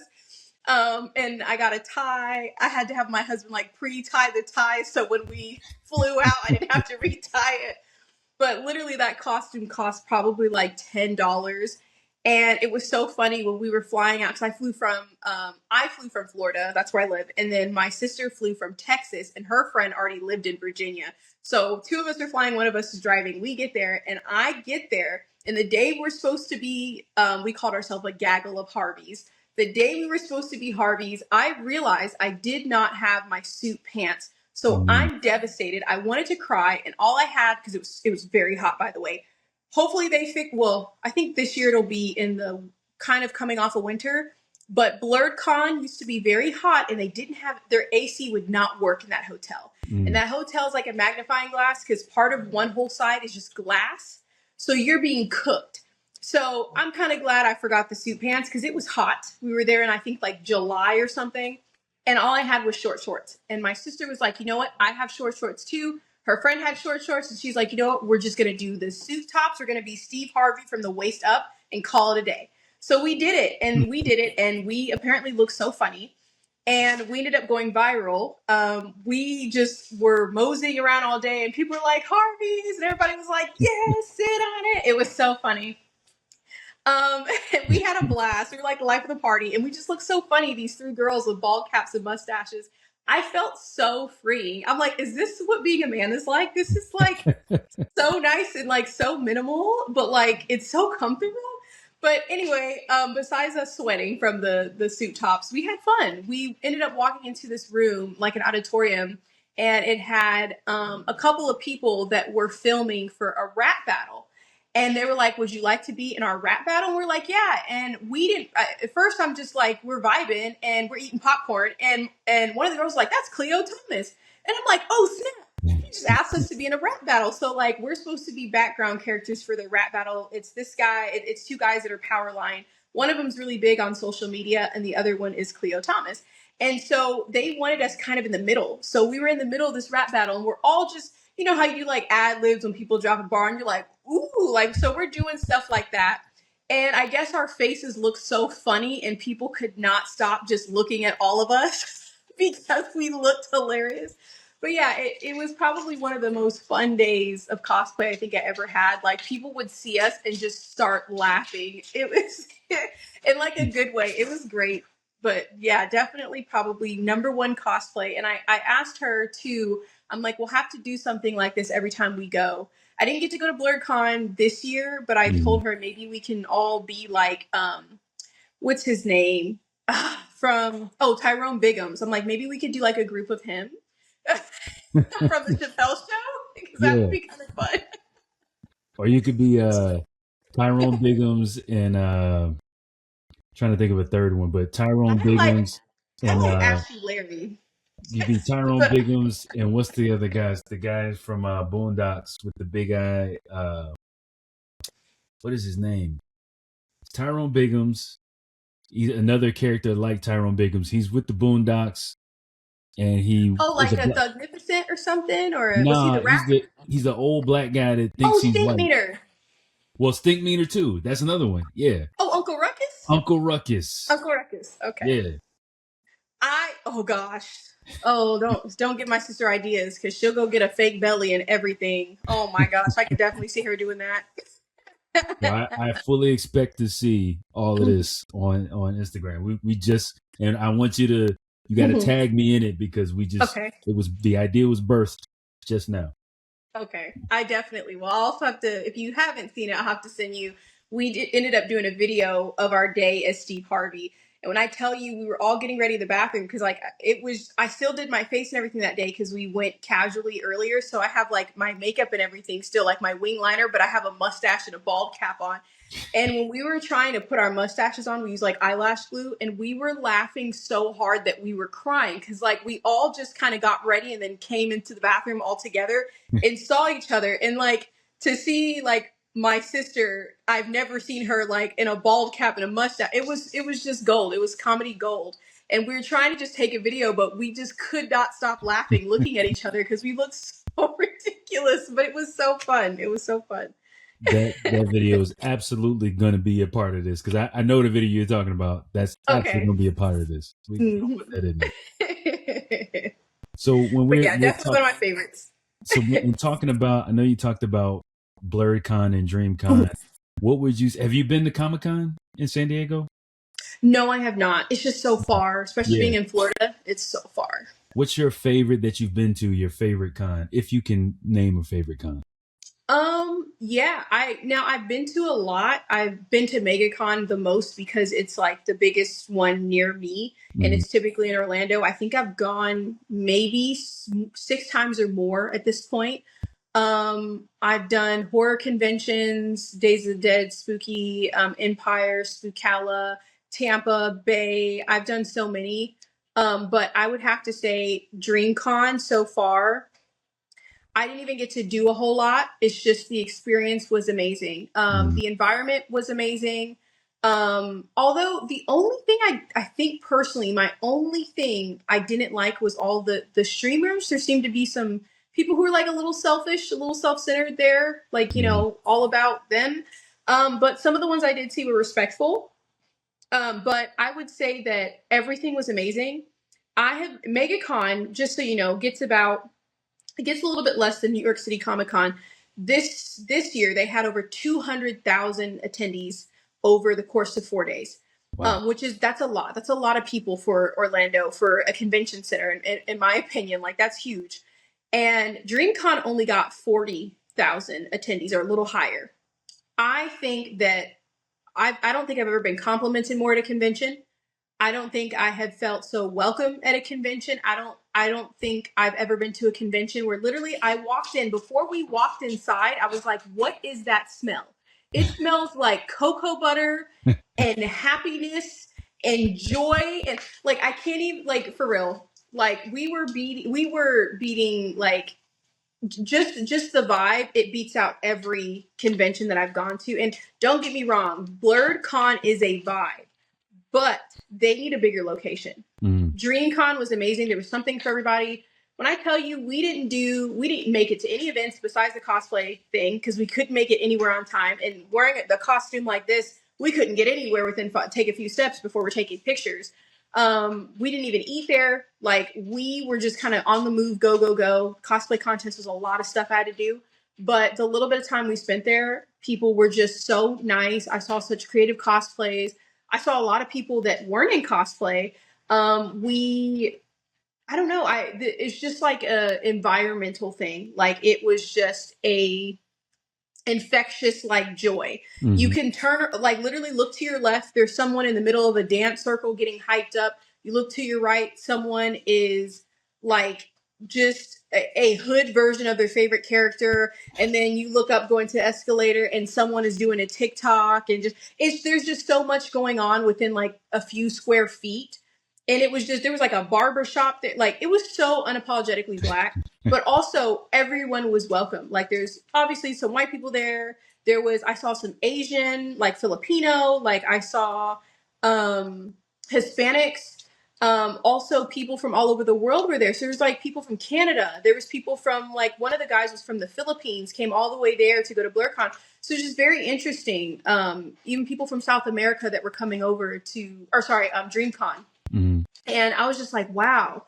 But it was fun. Even if you don't want to cosplay, go watch a charity event for dodgeball, basketball. Like, you know, your favorite streamer might be there. There's just so much to do that we didn't even really do much and still had a blast. And now we know if we go back next year, we're going to try to get in on some of like the panels and activities, or maybe in like Wale was at the after parties. I was like, what is going on? Yao Ming showed up and took pictures. I was like, what is going on? Like, there was so much going on, but it was very fun. Amazing. That's dope. And I think this year I heard the most about DreamCon outside of any of them, even Comic-Con or BlerdCon. I think DreamCon was the biggest the thing I heard impact the most about. It's not even like measurable. And that's what I'm saying. MegaCon had over like 200,000 attendees, but DreamCon, the press, the sheer press that it got, also the quality of videos that came out, they had great photographers and videographers. Because some of those things I saw myself in, and I'm like, this is great quality. I'm going to reuse this. No, it was so beautiful. I don't know another way to put it. It was beautiful, and everyone was so nice. And I don't think I've seen like a mean-spirited Blerd, a person who's actually a nerd there. I mean, like I said, there's some streamers, you know, but that's not really their alley. They're just there because of what, you know, it's popping, if that makes sense. Right. Got you. Yeah, I think the more people I talk to, it started out as Comic-Con is the one. I got to go to Comic-Con in San Diego, Comic-Con. But I think as I find out more about cons, I'm definitely interested. I think my number one that I want to go to is DreamCon. BlerdCon, because it was so close. Well, so close to the area that I know, that I'm familiar with in Virginia or in DC or wherever. But I think DreamCon is, well, I take that back. DreamCon is the one that I want to go to the most, but I think the one that I know for sure I'm going to be at is MomoCon, because it's right here. There's no reason I shouldn't be at MomoCon. Yeah, I've actually never been to MomoCon either, so you'll have to let me know how that goes, because it's not far, but it looks very fun. Yeah. I was looking at the one of the people that created it, and they were talking about it's like it was literally, we started it in a small room, and it was like 5 or 6 people. And now it's grown to this huge attraction. So it's right here, and it's still cheap. So yeah, right. It's affordable. Right. So yeah, before, I think maybe I'm still focused. I still want to get to San Diego Comic-Con, more so to say I went. But I don't need that to be the first one. I definitely want to do, like I said, the DreamCon, the BlerdCon, the MomoCon, the DragonCon, etc. So it's going to be an interesting 2027. I hope so. I'm excited to like see you get out there. You definitely gotta go. I feel like it's long overdue. So. Oh yeah, I mean, now that I'm gonna have a custom Wolverine suit that I'm so excited about. And by the way, it's this Wolverine, this particular color joint. Oh wow! Ooh, and I really like that headpiece. Like I really like that. This was so this was my favorite. This is my favorite suit for Wolverine of the many that he's had, because he was wearing that when I was introduced to, or rather the comic book I was introduced to him with, he was wearing that. So that's not his original suit, but that's how I was introduced to him, and that kind of just stuck with me. Yeah, I really like that. Especially that mask. I like a good prominent like headpiece. I think those are really cool. Yeah. A lot of people will do like simple things sometimes, but I like the big ones. I like when you can see it across the room. Like that's really cool. Absolutely. I got to get some of those muscles, but still, I feel you. I might put some padding in the legs or whatever, but you know, we'll make it work. We're gonna make it work. And we touched on this a little bit. I want to go kind of not really in a different direction, but kind of a detour. More so about blerdism all overall, and your experience growing up as a Blerd, because it sounds like you embraced it early on, as opposed to some folks, myself, where I knew that I had that was me, but I masked it So what was your experience kind of growing up like that?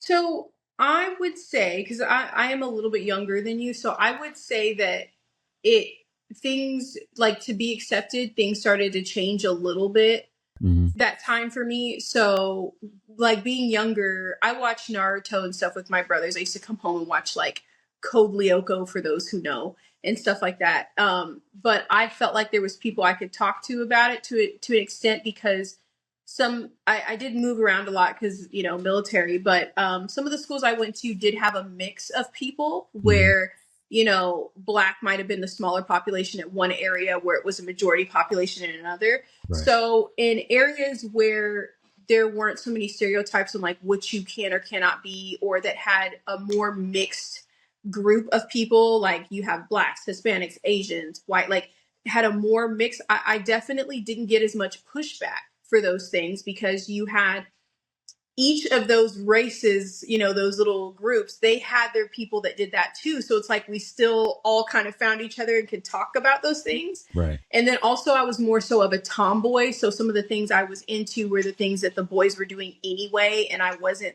I didn't look like this. If you saw me from a distance, you would have thought I was a little boy. Like I used to be like rough and tough and dirty and stuff. So when you talk about like a show with those people, it wasn't the pushback I would get with like maybe a group of popular girls or girly girls, if that makes sense. So I had a little bit more comfort, still not to the fact to where I'm like, oh, I'm just a huge fan of this, but like I could be more open playing video games because I didn't have a lot of girl friends. Like I could talk about things I was interested in, like when they used to do midnight releases and stuff, my mom would drop me and my brother off at GameStop together, but everyone knew like that's how I was. So it wasn't that weird. And then even to move to like Texas and be like artsy and stuff, it was nurtured more there than any other place I've ever been to before. So I never felt weird when I would draw. Like I remember, and I still have an old one. I don't know. I think it might be from 2007, but it was a drawing I did from Cowboy Bebop of Spike Spiegel. And so like, then you could go online and go to a place like DeviantArt and I would scan my artwork and post it. And there's a whole community of people that are like, oh, this is cool. Or so like there was different little pockets where I could exist and be me.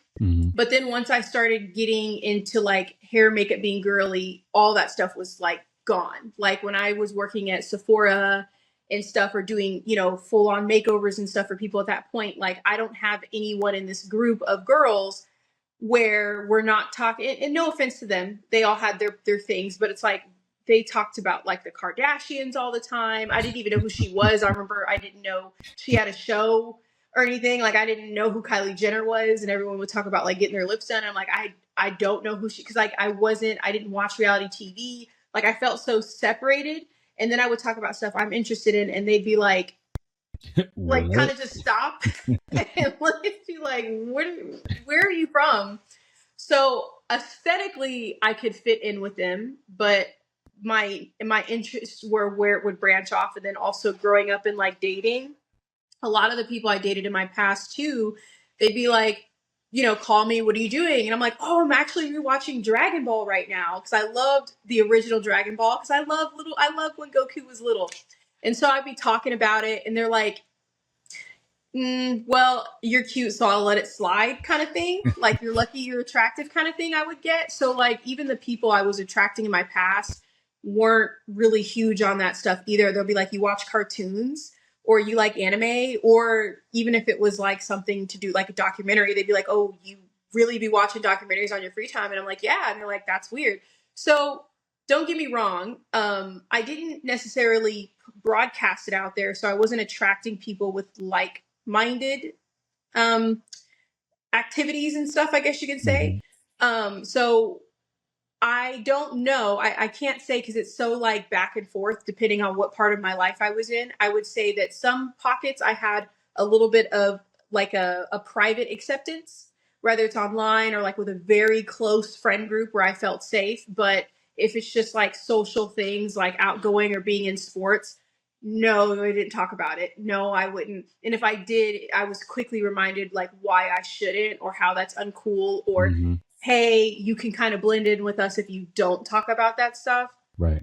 to getting older. And then, you find, like, I'm married, so I found my person. So, he'll watch Power Rangers and stuff, and I don't care. And, I'll be watching whatever I want to watch, and he doesn't care. And he loves, like, Harry Potter, and he's got, like, an Elder Wand back there. And he's also a wrestler, so he's got, grew up watching all that stuff, still, like, a John Cena fan. So, like, we both have our things, and now it's just normal. Yeah. Yeah. But yeah, I would say it depends on what point in my life. And then also, I think being a girl is a little easier to get away with those things than being a young male growing up, where you have to be so tough, and especially Black, with all the stereotypes. Like, you got to have all the newest Jordans, you got to have the nicest clothes, you got to know, you got to be a little tougher, and you can't like those things. And that makes you weird. That makes you soft, which is crazy, because I've seen some of, like, the manliest men ever love Dragon Ball Z and stuff, or grew up watching, like, One Piece or Naruto. So, like, it's crazy.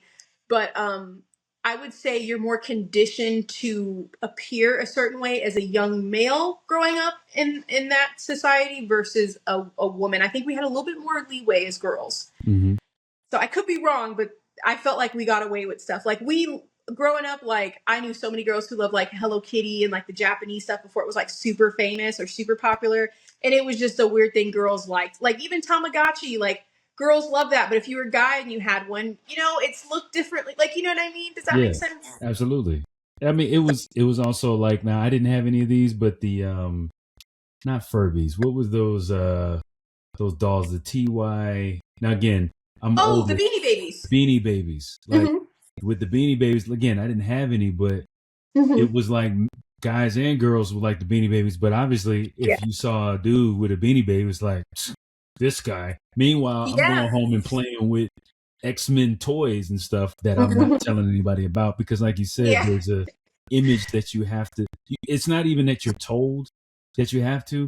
It's just subconsciously, it's like, okay, well, I got to be tough, because, again, that Black male image, and I'm sure it's all males, but it's more so with my Black male image. I got to be protective of myself.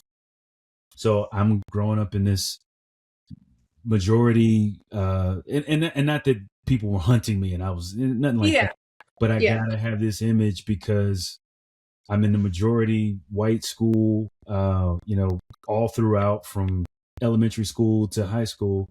And, it was like going to an HBCU was my first time being able to breathe. And I liken when I went to the HBCU, like how you talk about, it feels like, I haven't even been, how you talked about going to DreamCon. Like, when I would go to Hampton, when I first hit the campus, it was just like, you come in still a part of who you were in high school. So it was like, you come in with a shield on until the first person says hello to you, or the first person that had an interest in the same thing that you did. Or I don't have to, what's the word? I don't have to code switch. And I don't even know that I'm code switching, but I don't have to, like, talk a certain way just so that they understand it. I don't have to not say y'all because they don't understand what I'm saying when I say y'all. And it's just, that comfort is, again, why I'm so attracted to DreamCon, especially from hearing you talk about it. But when you talked about being a young lady, being a young girl, etc., how has it been, or have you faced any challenges in, like, the adult Blerd scene, being Black but being a woman? I say that because, it's a lot of us men, obviously, that, you couldn't possibly know anything about the Hulk, because, I mean, you're a girl. Oh, you know about the Predator? You're a girl.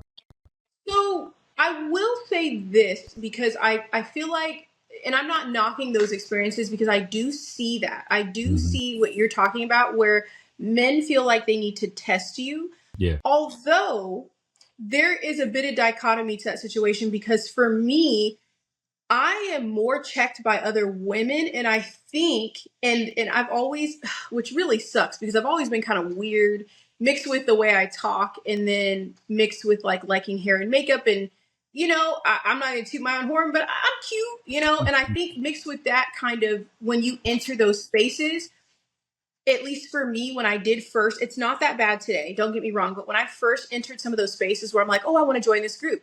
So I'll give you two examples. if I've joined, which I hate saying this out loud because it sounds so bad, but the predator groups, but predators and Yautjas, like from the movies, the aliens. When I joined those Predator groups, group. right? We just got When flagged. Everybody, we just got flagged. The show is over. We're done. My husband gave me the look, and I'm like, you know what I mean, okay? When I joined those groups that are like the fandoms for the movies, and usually they're like AVP because they put Alien and Predator together a lot. I'm in those groups, and a lot of them are majority men. And I've been in some of those for years, right? Not since having a Facebook, but ever since I realized like groups were kind of taking off. Those are the groups I've been in the longest. Before I ever joined a Blerd group or anything, I was in those. I have never been asked or tested or anything, not once. But when I started joining some of the Blerd groups, it'd be sometimes the women, and it's not even just the Blerd groups, but groups if there's overwhelmingly women presence. I feel like they maybe go look at my pictures and think, oh, she must have had it easy, or she must be new to this, or, like they think I am like a psyop, or they think I'm a front, because I don't know what it is where people can't, like, two things can't exist at one, where you can't like love to work on your appearance, but also make stuff this stuff, people can't put it together. It scrambles some people's brains where it's like, oh, you're like an attractive girl, but you do this. And it's just like, yeah. So I get tested more in those groups from other women where they'll be like, but did you watch the show? Or, oh, do you know this movie? Or there's also been some times, there's also been a time too, and I won't say any names for pages, but were times where I was really trying to get myself out there, and I would apply to whatever the guidelines were for either the Instagram page or the website, so I could be in the female led. And I don't know if they are female made pages, but they're pages for Black females. It'll be like Black females that cosplay, Black girl cosplay or stuff like that. I would always submit my stuff, and I would never get in. And it was so bad, so to where I had a friend, like a cosplay friend online. I'm like, hey, can you maybe fill out a thing and see if, maybe they're just not responding? She gets in, she gets a repost, she gets all this stuff. And I remember one of these pages, I submitted I think I might have submitted my Kid Boo and then like a Predator cosplay, like all this stuff I made, and I could just not, like, I was either left on red or just no response. And I did email, I did their thing on their website where like I would always submit stuff, and I'm like, man, I can't get onto these pages. And one of these pages, I don't remember the name of it, but they ended up reposting a video I had. It was like the video of me and my sister and her friend as Steve Harvey. And they reposted it. And I was like, yes, I got a repost. So I had commented and I was like, hey, that's me. Then they didn't tag me in the post. They only tagged the men that were doing the rap battle. And I was like, is there something I'm missing so like it's still sometimes hard to get included. And then after this DreamCon stuff blows up, there are multiple pages that I tried so hard to reach out to, and now they follow me. And it is very interesting how that happens. But and once again, this is only my perspective. There's always two sides to a story. Maybe they didn't see my stuff. Maybe I didn't make the cut. That's totally fine. But those are things that have definitely affected me putting myself out there and thinking like, oh, I must be missing something. Maybe I'm not good enough, or, I feel a little ostracized in these spaces, or people feel the need to test me sometimes. But yeah, now that things are changing a little bit, I find it interesting. Like, I don't know. I think people now know to a certain point, like, yeah, she's definitely, because I've even had people say, oh, your cosplays are AI. Really? Really? I've got YouTube tutorials that took me hours and hours and hours to like just get together. And it's just like, that's crazy for you. I mean, I take it as a compliment, but it's just like, it's crazy. But I think at this point I have enough with my reputation for people to know that I am not faking it. But when I was starting out, it was hard. Like even with anime, people be like, some of the girls be like, oh, well, did you know that this is more than one season? And I'm like, yeah, actually, here's my collection of the store-bought ones that I have, because I know what I'm talking about. So it would constantly be a battle. Not too much since I feel like I've gotten out there more, but it was definitely like an uphill battle for sure. That's crazy to hear that perspective, because and I can fully admit, not on purpose, but having been somebody who I can at least once call out where in my mind, not physically, but in my mind, because it was like, it was more so with sports. It wasn't in the Blerd space, but where I would be like, oh, well, she's posting these stats or whatever. She might be posting, she's probably trying to get a man or something like that. And to hear it now, it's like, I would never be, I could never do that. But I didn't realize I was that person until my children's mom, my ex-wife, she sat down, we were having a conversation, and she's a Bears fan. She told me something about the Bears, and I'm like, actually, you're wrong. He wasn't the coach these years. And she was like, no, he was. And then she told me some stats about my team. I'm a Cowboys fan. Oh, snap. That I didn't know. So I was like, no, you're wrong. Look them up right on the spot. She's completely right. She's not just deep in sports. It's clearly not about attracting men, which that's such a muddled like a mindset. cliche. Yeah. It's such a muddled mindset that I was ashamed that I had, and I didn't realize I had it. But she's not just into football. She's into hockey, basketball, and knows like stats, again, from my own team better than me. So that was kind of an eye opener into then thinking like, have I done this before? But it's so interesting to hear a perspective of you being challenged more by other women. Yeah, and like I said, I say that to never, like, how can I say it? It's my, I know that it's niche, and I don't say that to downplay anyone else's experience, because I definitely have seen both. I definitely have. It's just, I would be lying if I said that the way that I present does not play a factor into the treatment of it. Right. Because if you're in a group with alien predators, guys are like, oh, finally, it's not a sausage fest in here, and they're just supportive and happy that it's not all guys. Like, like they couldn't care less. And then they can tell, because one of the groups I'm in, like, you have to have made things to be in the group. And so they're just like, wow, you know what? Like, good for you. You actually out here, like, making things from scratch. Like, hey, have you heard of this artist? Or like they'll share things, and it's just all support. And they don't come off a certain way. They're not like weird or anything. They're just like, you actually are a fan. You make your stuff. You're welcome. Like, they're very just welcoming. And once again, I'm not saying all women are like that or anything, because I'm definitely a girl's girl. It's just that for me personally, I know that people see that profile picture pop up, or me added to a group, or me introducing myself, and they're just like, oh, here we go. Because there are people who will kind of pose as something that they're not, or want to be a part of something to get followers. And to, like, I get it. I get the gatekeeping sometimes, especially as a person like going to BlerdCon and DreamCon, because they both had incidents where people were coming in to start issues. I get it. But at the same time, it's just like, that's just my own thing I deal with. And I think a lot of it has to do with the physical appearance. I think sometimes it like makes people kind of side eye. But once again, it's definitely changed. It's gotten better, but it was rough. I had my feelings hurt a few times. It's when you say it out loud, or when you just in general, not even just you specific, but when you say it out loud, it sounds silly, but so many, and I do this is my thought process with Jeopardy. And I know that sounds random, but I'm a connected. With Jeopardy, every time I watch Jeopardy, you never see somebody that looks like you, or looks like me, or just looks like they didn't get beat up in high school.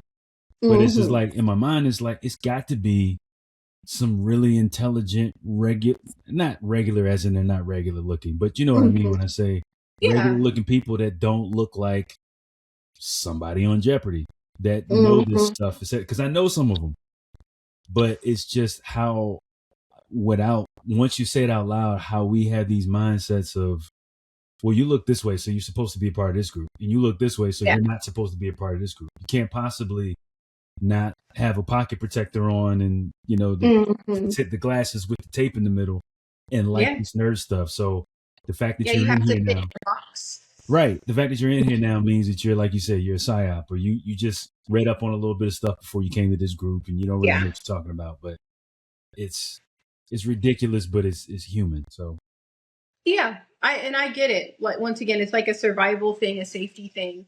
And then also times have changed too in the cosplay community, where I see this too. And I just want to touch on this too, because maybe you might ask a question about this later. So maybe I might have beat you to it. But With me, it's very interesting with the wearing the mask versus not wearing it. When you meet me, and this is what you meet, like when people's guards are down and they're super open, or they don't even realize I'm a woman, and they're like, bro, sick cosplay. And they're just talking to me, telling me about their favorite movies, wanting to interview me. Like, I am received totally different like this versus that. And it's so nice to just be treated like I'm just a fan, like everybody else, versus, oh, I can't go up and talk to her. Like, it's the way I'm treated and received is so, it is night and day. And it was so fun because it's like, it's nice when I put on these suits because I don't have to be Shawna like anymore. I'm just like, yeah, you'll hear me underneath like, oh, thank you. But like, they don't put a face to it. So all the guards are down, men, women, children. Like, it is just like, typically people are always shocked when I say, but like, I do not get approached. Like, people will, I feel like I have like a people repellent and they want to stay as far away from me as possible.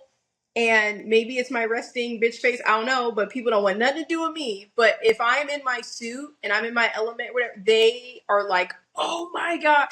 And I get the visceral like reactions that I've always wanted. I make connections. And then it's always funny when someone's like, oh, what's your Instagram? I'll follow you. And they're like, this is you? I'm like, yeah. So it's kind of funny. But I love the way that I am treated. And in fact, that it was so addicting that I know that every time I go to convention, I have to have at least one like creature cosplayer, one mask or something. Because it's so nice to not have the pressures of looking just a certain way or sometimes just being a girl and just having people come up and want to dap you up or just talk to you about something because they don't have any preconceived notions about you. They don't say, oh, this is a girl or this is a person that's posing. No, they're like, oh, this is so sick. I noticed this little detail. Have you seen this movie? Have you played this game? Have you done? And then now we're just connecting based on my craft or based on our shared likeness of something. Right. And that's amazing. Unfortunately, I feel like a lot of women don't really get that like raw experience with like both sexes, like out in public. So when you're covered up and you're doing something, it is so interesting to see a different side of people, like a relaxed side. Like, I love it. It's almost like cosplay is an equalizer. Yes. Yeah. Like, It's a little bit of an escape too. Yeah. It is. Even to that point, to being an escape, I used to, and I haven't told a whole lot of people this, but I used to, one of my, I don't even want to call it a fantasies, but something that I really wanted to do that I kept to myself was be a mascot. Not professionally, but just like do it. That would be fun. In school or something. Like high school, I don't think we didn't actually have one because in high school, we were the Sabres, so we were a sword. So we didn't have a mascot. But yeah, in college, like I knew some of the people who would be mascot. One of my best friends was a mascot at one point. To have that suit on, I know how hot it would be. At the same time, again, all of those preconceived or all of those, any shyness that you had, any reservation that you had, out the window. You do whatever you want. They don't know who I am. And it was just like when I used to manage call centers at Home Depot, and we would do these events where the guy Homer is what we called him, the guy that was the mascot for Home Depot. We would get in the Homer suit and just walk around and dance or whatever. I'm not a dancer, so you're never gonna catch me. Like if you catch me at a place to dance, I'm doing a 2-step and that's about it. But when I put that mask on, all of a sudden I'm breakdance king. I can do anything, and it looks stupid. But again, they're laughing at the fact that I already got the costume on anyway. So now I'm just gonna make you laugh even more. And when I take it off and disappear and come back, you had no idea it was me. Just the excitement of that border of that mask in between the two of us makes us now equal, or makes me more approachable, makes you more approachable, etc. So it's. Yeah, I would definitely say that there's got to be like a study or something done because I feel that it unlocks something in your brain for you to experience something like that because there's not really a way, I don't have like the descriptive words for it, but to push yourself to do something like, but it doesn't have to be your appearance. Like it doesn't have to be your face, your body, but just knowing that you can just it's like if we didn't look the way we did, or if we were received a different way, we might not be who we are on a day-to-day basis. And so imagine you work, 9 to 5, all this stuff, and then you get to put on a suit. And then whatever suit you put on, it just makes everyone happy. You can do whatever you want, and you're not judged because there's no identifying factors to put you in a box. Like, it's just so interesting. And I feel like it's also, because you're talking about the mascot thing, imagine if you're in cosplay, it's so different. Because if there's a character too, like Wolverine, someone is coming up to you because Wolverine is their favorite all-time character. Yep. They're going to tell you their favorite comic book. They're going to be like, bro, like they're losing their mind as if you are really Wolverine and you just climbed out of the pages of a comic book and said, what's up, bro? Like, people will yell across the venue and be like, Wolverine, like, you are not you. You were Wolverine that day at the convention. And when you get that interaction, even no matter what your cosplay looks like, it makes you feel like you're famous for a day. Like, it makes you feel important. It makes you feel seen. And then not only that, but these people really know your character, and they will just come up to you and they don't even ask, oh, have you read the comic? No. My favorite comic is this. This is my favorite suit. Can I take a picture with you? Oh my God, my dad's gonna love this. And I've been watching Wolverine since, oh my God. And my first comic was 1998. And you're just like, whoa. But then you're excited about it too. Now you just got a best friend. Yeah. Like, it's in 5 minutes. It's so, I cannot break that down into words, but I am so excited for you. And you're going to know what I'm talking about when you go. Because you could even walk around that shirt. Nice shirt, bro, man. Who's your favorite X-Men? Like, you're just minding your business. And you're like, well, how much time do you have? It's such a nice environment. And it doesn't matter, once again, if you're at like a all-black convention or at just a typical convention. Like, I cannot get those raw experiences any other time. Mm-hmm. And like I said, even being behind a mask or being in a suit, like, amplifies that. Like, people stop you in your tracks and, excuse me, just 2 seconds. And it's like you just made their life by showing up. Like, it's so cool. It's really cool. you every time I feel like I can't get more hype about it, you say something else. And now, even earlier, you were like, now I'm thinking different. I'm like, I definitely want to be Wolverine, but now I want to be like a hip hop thug version and figure out how to, now I'm going to go to AI and tell, like, how would I look best? Listen, or something. Have you seen, there's a guy that went viral and he did not do a whole lot. Like I said, the simple things are really like, that's the sweet spot. He went to BlerdCon. He either 3D printed or sculpted like a Bugs Bunny head, right? He had a carrot that he was like holding around like it was a blunt or whatever. And he had a jersey on, like the white gloves, and like, he had like I think it's like a basketball jersey. I don't know if it's a Lakers jersey. And then he had on jeans and some big shoes. And he went mega viral from BlerdCon, just dressed as like a thugged out Bugs Bunny. Like, he was in every clip. I saw him everywhere. He got so many followers, he went viral. And it was just like, it was so unapologetically black, but like, I don't know. So his cosplay inspired me because I thought, how fun would that be to do a version of Kid Buu that way? I don't know if you've ever seen, I'm not sure if you're huge on Dragon Ball Z, but he's one of my favorite villains. Now, there's like a billion different Boos. There's Super Buu, like Oob, Fat Buu. There's a bunch of different Boos, but Kid Buu is my favorite. And there is a great video out there where there's a black dude and he breaks down why Kid Buu is an ultimate menace. And he talks about how Kid Buu does, he has black Air Force energy, and it is hilarious because Kid Buu in Dragon Ball Z ends up going to heaven to beat up some people, and it's so out of pocket, so out of line. Like, he be breaking the fourth wall. It's great. Anyway, I just thought to myself, like, what if I get some black Air Forces and like make some grills or something? Like, that would be so fun. So yeah, I would say do it. I'd say do it. You never know. As you were saying that, just before you said that, I was like, I'm gonna get some grills. I'm gonna get some gold grills, like with the fangs, because it's Wolverine. I might even make whoever I get. You could make my claws. I'll be like, yeah, can I get make either shiny or like a gold? I might have a gold chain. See, now I'm not gonna go to sleep. Thanks. I'm gonna tell you right now, if you do that, you are going to be clipped in so many videos. And like, I know that you don't think about it. Like, you go because you just want to go, but like, what you might end up being a part of is so much big. Like, you have no idea. A cosplay like that could change your whole social media, like your whole platform. Like, it's crazy. But I say do it. I say do it. See, I'm now I can't go to sleep tonight until I have what the look is going to be. I've had those nights, many a nights. Yeah. You got to write it down. I'm luckily off work tomorrow, but I'm not going to sleep tonight. So thank you for that. Now I'm not sleeping. No problem. Well, let me ask you. From I know we talked about people regularly coming up to you asking you to recreate this and recreate that. Mm-hmm. Are there any things? Do you have like a storefront? Because I know that we're getting back into the art and the painting. Do you have a storefront? Are you gonna have a storefront? Where can people find you to support? So I do. Now sometimes I will post stuff on my stories on Instagram. I always tell people I'm the most active on Instagram. Mm. If I sell something, I will post what I sold and then sold. Like, I won't post the person's information or anything, but I'll post like, hey, because I do hand paint anime bags as well.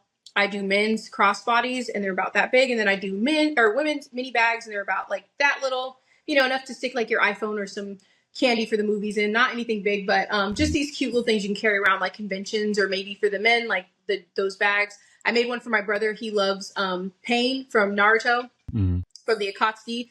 And I made it so that like his eyes glow in the dark and stuff. And I put his name on it. So he tells me that he works at a warehouse and he takes his lunch with him in it. And he says he gets compliments. And I made that bag from like, 4 years ago, and it still looks great. So that stuff is usually posted on my Etsy shop. I still have some available. I have like a Ryuk. I have an All Might, which is crazy. It still is not sold, but I also have not been promoting that much. And I also will sometimes sell my mask. So like this one that I said I will retire. If I post, it'll be on there. But I always post reminders or like a, hey, just so you know, like first come, first serve. I'll post something on my Instagram story about it. But I do have my Etsy shop. It's the link is in my bio on, I believe, is it on my TikTok? If it's not on my TikTok, it might be on my TikTok. But if not, for sure, it's on my Instagram. Got you. We will make sure to post and plaster that everywhere over the video. Thanks. And I'm going to be showing, I'm probably going to do like a step-by-step of the ideas that I have as far as developing this new costume. You and I are going to I'd love to see it too. Yeah, you and I, I got to get it to you because, that's where the creation's coming. And you and I will be, and by the way, for all those out there watching, we're paying. We support. So this is paying. I appreciate that. I don't want folks to feel like, oh, he getting it free. Maybe I should have. No, I'm not. I don't accept any free. I like to support. So we're going to pay. Maybe this turns into this is not a service, because again, it takes a lot.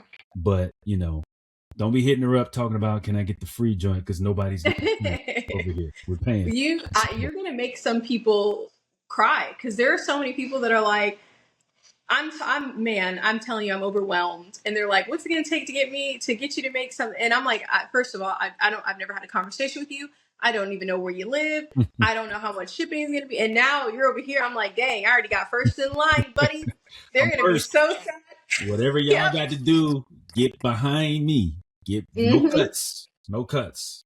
But we do support, like my closest friends, they will do stuff, and they'll be like, my closest friend is one of my closest friends is a photographer. And there've been times where, like, that's his bread and butter. Like, he's a published photographer. Oh, bread and butter is that, and he'll be like, yeah, man, I can do such, and I can tell in his voice because I know him so well. He'll be like, yeah, I can do some headshots for such. I was like, dude, how much are these? I can do it for, when you say, I can do it for, you're not charging me, you're charging everybody else. If my goal is to be your people and support you, I should be willing to pay more, quite frankly, than what the main thing is. So yeah, that's awesome. Yeah, that is really awesome. Because it's about to be the dopest Wolverine. So I'm super. Well, can I just say, the figure that you showed, I don't think I've seen a lot of Wolverines. I don't think I've seen someone dress up as like in that costume. I don't think I've seen that particular ensemble. I have not seen, at least not in person. Yeah. And I've gone to a lot of conventions. I usually see typically like what you have right next to it. Yeah. The yellow. Yeah. The blue and yellow is a lot more popular. Because I mean, it was his original costume. There's been different iterations of the blue and yellow. Yeah. But the original costume was the original few were blue and yellow. This was kind of just like a run, but it was my favorite. And then he went back to the blue and yellow. And now that Wolverine and Deadpool came out, the movie, now everybody loves that one, that particular iteration, which they're all cool. I also like when he was with X-Force, he has where this part is brown, it's actually gray, and where this part is like tan, it's black, and the eyes are red, which I think is super dope. Can you hold that up? Actually, can you put that like a little closer, because that's really cool. So I like how his boots that are coming up on the side of his legs.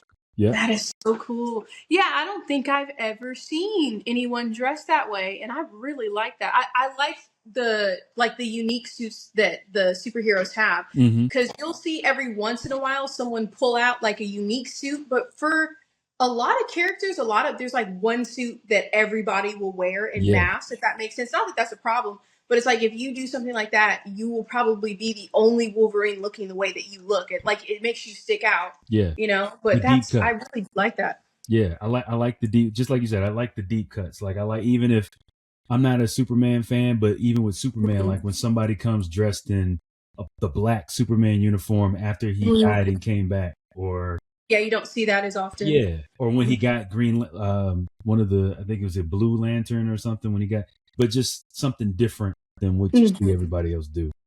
So I'm definitely a fan of that. So I feel like I could talk for another 2 hours. I'm looking at the clock. I'm like, how is it 2 hours? This feels like it's been about 25 minutes. We have to have, you are now a member of the Blerd's Nest, and what that means is your family now. So we have to have you back, have to have your husband on, have to have y'all. I've never done a joint one, so that's going to be dope. Oh, really? Like both of y'all being on and watching y'all's interaction would be dope.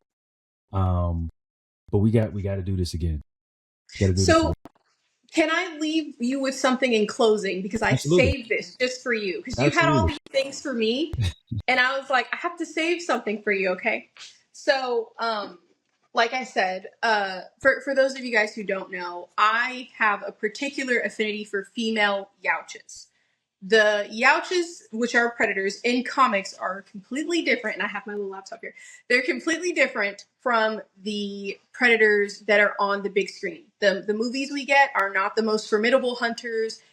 In the comics, predators bag a lot of different trophies. They are also canon in just about any Marvel DC. Like there's Predator versus Batman, there's Predator versus Spider-Man, there's Predator versus Wolverine. They usually show the males, but there's something that I wanted to share with you. I feel like I know what you're about to do.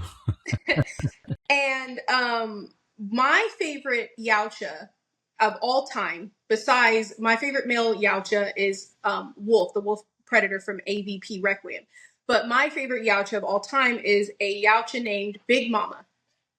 So they are known for their trophy walls. And for those of you guys who don't know, I'm trying to make some Predator fans here, make people go watch the movies. But if you watch like any other Predator movie besides the first one, when they go on their ships, they have trophy walls. That is how their society, pretty much how you move up in society as a male Yautja, is like your ranking. It's their culture. So they do these elaborate hunts. They bring home the trophies. They have bragging rights. They get to move up in society based on what you bag.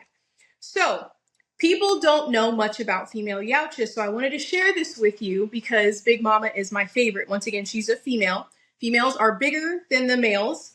And typically, depending on what lore you look at, because the video games are different, but they are logical hunters. They're very strong. And a lot of them have insane kills. So I had to leave you with this before we go. So this is why Big Mama is one of my favorites. And this is easily Googleable. This is from avpcentral.com. And I already read her comic book, but I'm sharing this with you because I don't think you knew this. So the predator nicknamed Big Mama had a very exotic trophy wall on board her ship. In addition to a queen alien xenomorph and 2 xenomorph warrior skulls, it contained body parts of several iconic superheroes from DC and Marvel universes. So these are trophies of the heroes that she killed. Okay, this is a female Yautja. She has the skull of Batman, Cyclops, Magneto, and the clawed hand of Wolverine displayed on her trophy wall. Big Mama must have visited some parallel universes during her hunts. However, it is not so far-fetched as it seems. Batman is known to fight the Predator in the excellent Batman vs. Predator comic series. A fan film called Wolverine vs. Predator was released in 2018 and in part of the Superpower Beatdown web series. Unfortunately, the Predator lost in both crossover events, so it's nice to see Big Mama's reversal of that. So that is one of my fun facts I like to share because people love to argue. There is a little picture here, and it's so hard to see, but that is Big Mama with her human companion, and you can see on the bottom that is like Magneto's and Cyclops' skulls as well as Wolverine's hand. But I did want to show you that because I thought you might think it was interesting. I'll give you Magneto. I'll give you Cyclops because I hate Cyclops. But we all know Wolverine could smell the Predator a mile away. He's got adamantium lace skeleton. And even so, I will say maybe it's possible that she could have got his clawed hand. I mean, he would grow it back. He wouldn't have the adamantium. I thought that too. So it does not actually say. It was just one of those things where they, just like in the movies, where they're showing you the skulls or skeletons or body parts of their, and typically they are of kills. Usually Yautjas won't take the trophy if that person hasn't been defeated, because if they get bested, they don't go back home. Like they will do something to be like, okay, well, you won, you finished me off. So I would assume the way their culture works, that she is most likely killed some version of Wolverine. But I wanted to show people that because the movies, you don't get like the all-encompassing, like the culture, you don't even get females. So I just wanted to share that because I'm excited for there to be finally like a female Yautja on the big screen, and Predator Badlands did allude to that. So I hope she is, I don't know, somewhat badass as Big Mama. That'd be great. So are we about to start our beef of Wolverine versus Predator? Is that what's happening right now? Maybe. It's because if you read the comics, and I share things like that because she's a female. She's not an elder. She's not, imagine what the top of the food chain looks like and what they had to have killed to get there, or the trophies they're bringing back to get there. And so I'm just wanting to show you that for one, a conversation. I thought you'd get a good laugh, but two, to get people intrigued in the Alien Predator universe. There's so much lore. It ties into some people's favorite characters. There's some good face-offs. There's a Predator versus Wolverine, and I'm pretty sure Wolverine is besting in that one. A lot of the male Yautjas are a little bit more, how can I say it? Like they're going off of the testosterone and the ego and stuff, and it does best them like in the movies. But there's also ones that go across the whole universe and spawn so many children based on the ranking in society, and there's some badass predators out there that have killed a lot of different beings. So I just like to share that with people so they'll be interested. I definitely have, I can admit, I probably within the last, with this, I won't even say resurgence because you as a fan, you've always been in depth. But I think for the casual watcher, there's been a resurgence of Alien versus Predator. My daughters and I watched, what was the last movie where he had the android on his Badlands? Badlands. Yeah, that was Predator Badlands. Yeah. That was a very family-friendly, good intro for the Predator movies. I think it definitely because from what I watched Predator, the original OG with the Carl Weathers and Arnold Schwarzenegger doing the grip and holding the bicep thing, as corny as that was. And that was great. I love that. But I didn't watch anything else until Badlands. Wow. But that actually renewed kind of because I take that back. Why I didn't watch anymore is because I watched the Danny Glover one and I thought that was ridiculous.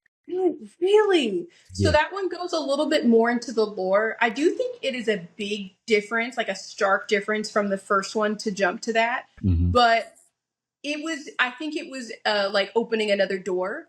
I will say, I personally, my rewatchable ones are AVP with Sanaa Lathan. I love that one. It shows more about their culture too, and then it shows how a pred alien is made. And which is a very crazy creature to even say, but that one's good. The story's good. I do know, some things aged out, but the practical effects are great.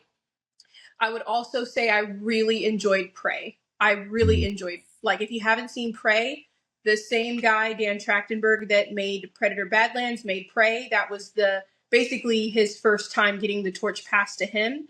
And unfortunately, it was on Disney and it was on like Hulu, and it was during like COVID, it was being made, so it didn't go in theaters. But I do believe that film like revitalized the franchise. Yeah. And if you liked, now they are different. But if you liked Badlands, I would definitely say Prey. Go watch Prey. It's very good. And maybe your kids will like it, but I enjoyed it. It was very good. It's a good story. I don't want to give too much away, but definitely brought life back into the franchise. And I'm like, I think we have something here. He knows what he's doing. Yeah. Very different. Those movies cannot be more different. I believe Prey is rated R too. So that makes me want to watch it even more. Yeah, I think you'll like it. I do. I'm gonna check it out. Except the whole Wolverine Predator thing. That's just crazy. It's okay. Take all the time you need to digest that. I understand. Well, look, we absolutely, and I mean, and I don't know if you've seen any of my shows before where, I've had 2 repeats because it's just when I get a chemistry going. Yeah. I like to be to a point where it's been 2 hours and 10 minutes and it felt like 15, 20 minutes. So yeah, we definitely got to keep this going. I will have everybody out there watching, please go to the caption. All of her socials will be there. I know you've seen some of the pictures because I'm going to put them in here, some of the videos, etc. Make sure to like, share, even if you don't even, when you're going through, just hit like and share and subscribe and all of those different buttons and all those things that they say cool on these podcasts, because I'm still new to this. But well, this has been amazing. This has been dope and amazing. I will, like I said, everything will be in the caption to make sure they follow, like, share, etc. This is the first time, but not the last. You have an amazing night. I cannot wait because everybody know I am the first in line. Wolverine is going to be that dude and I will be him. So I appreciate you. I appreciate you so very much. And I'd love you to have a great night.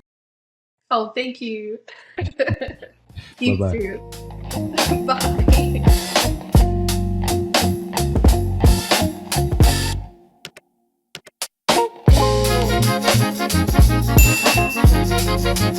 Bye.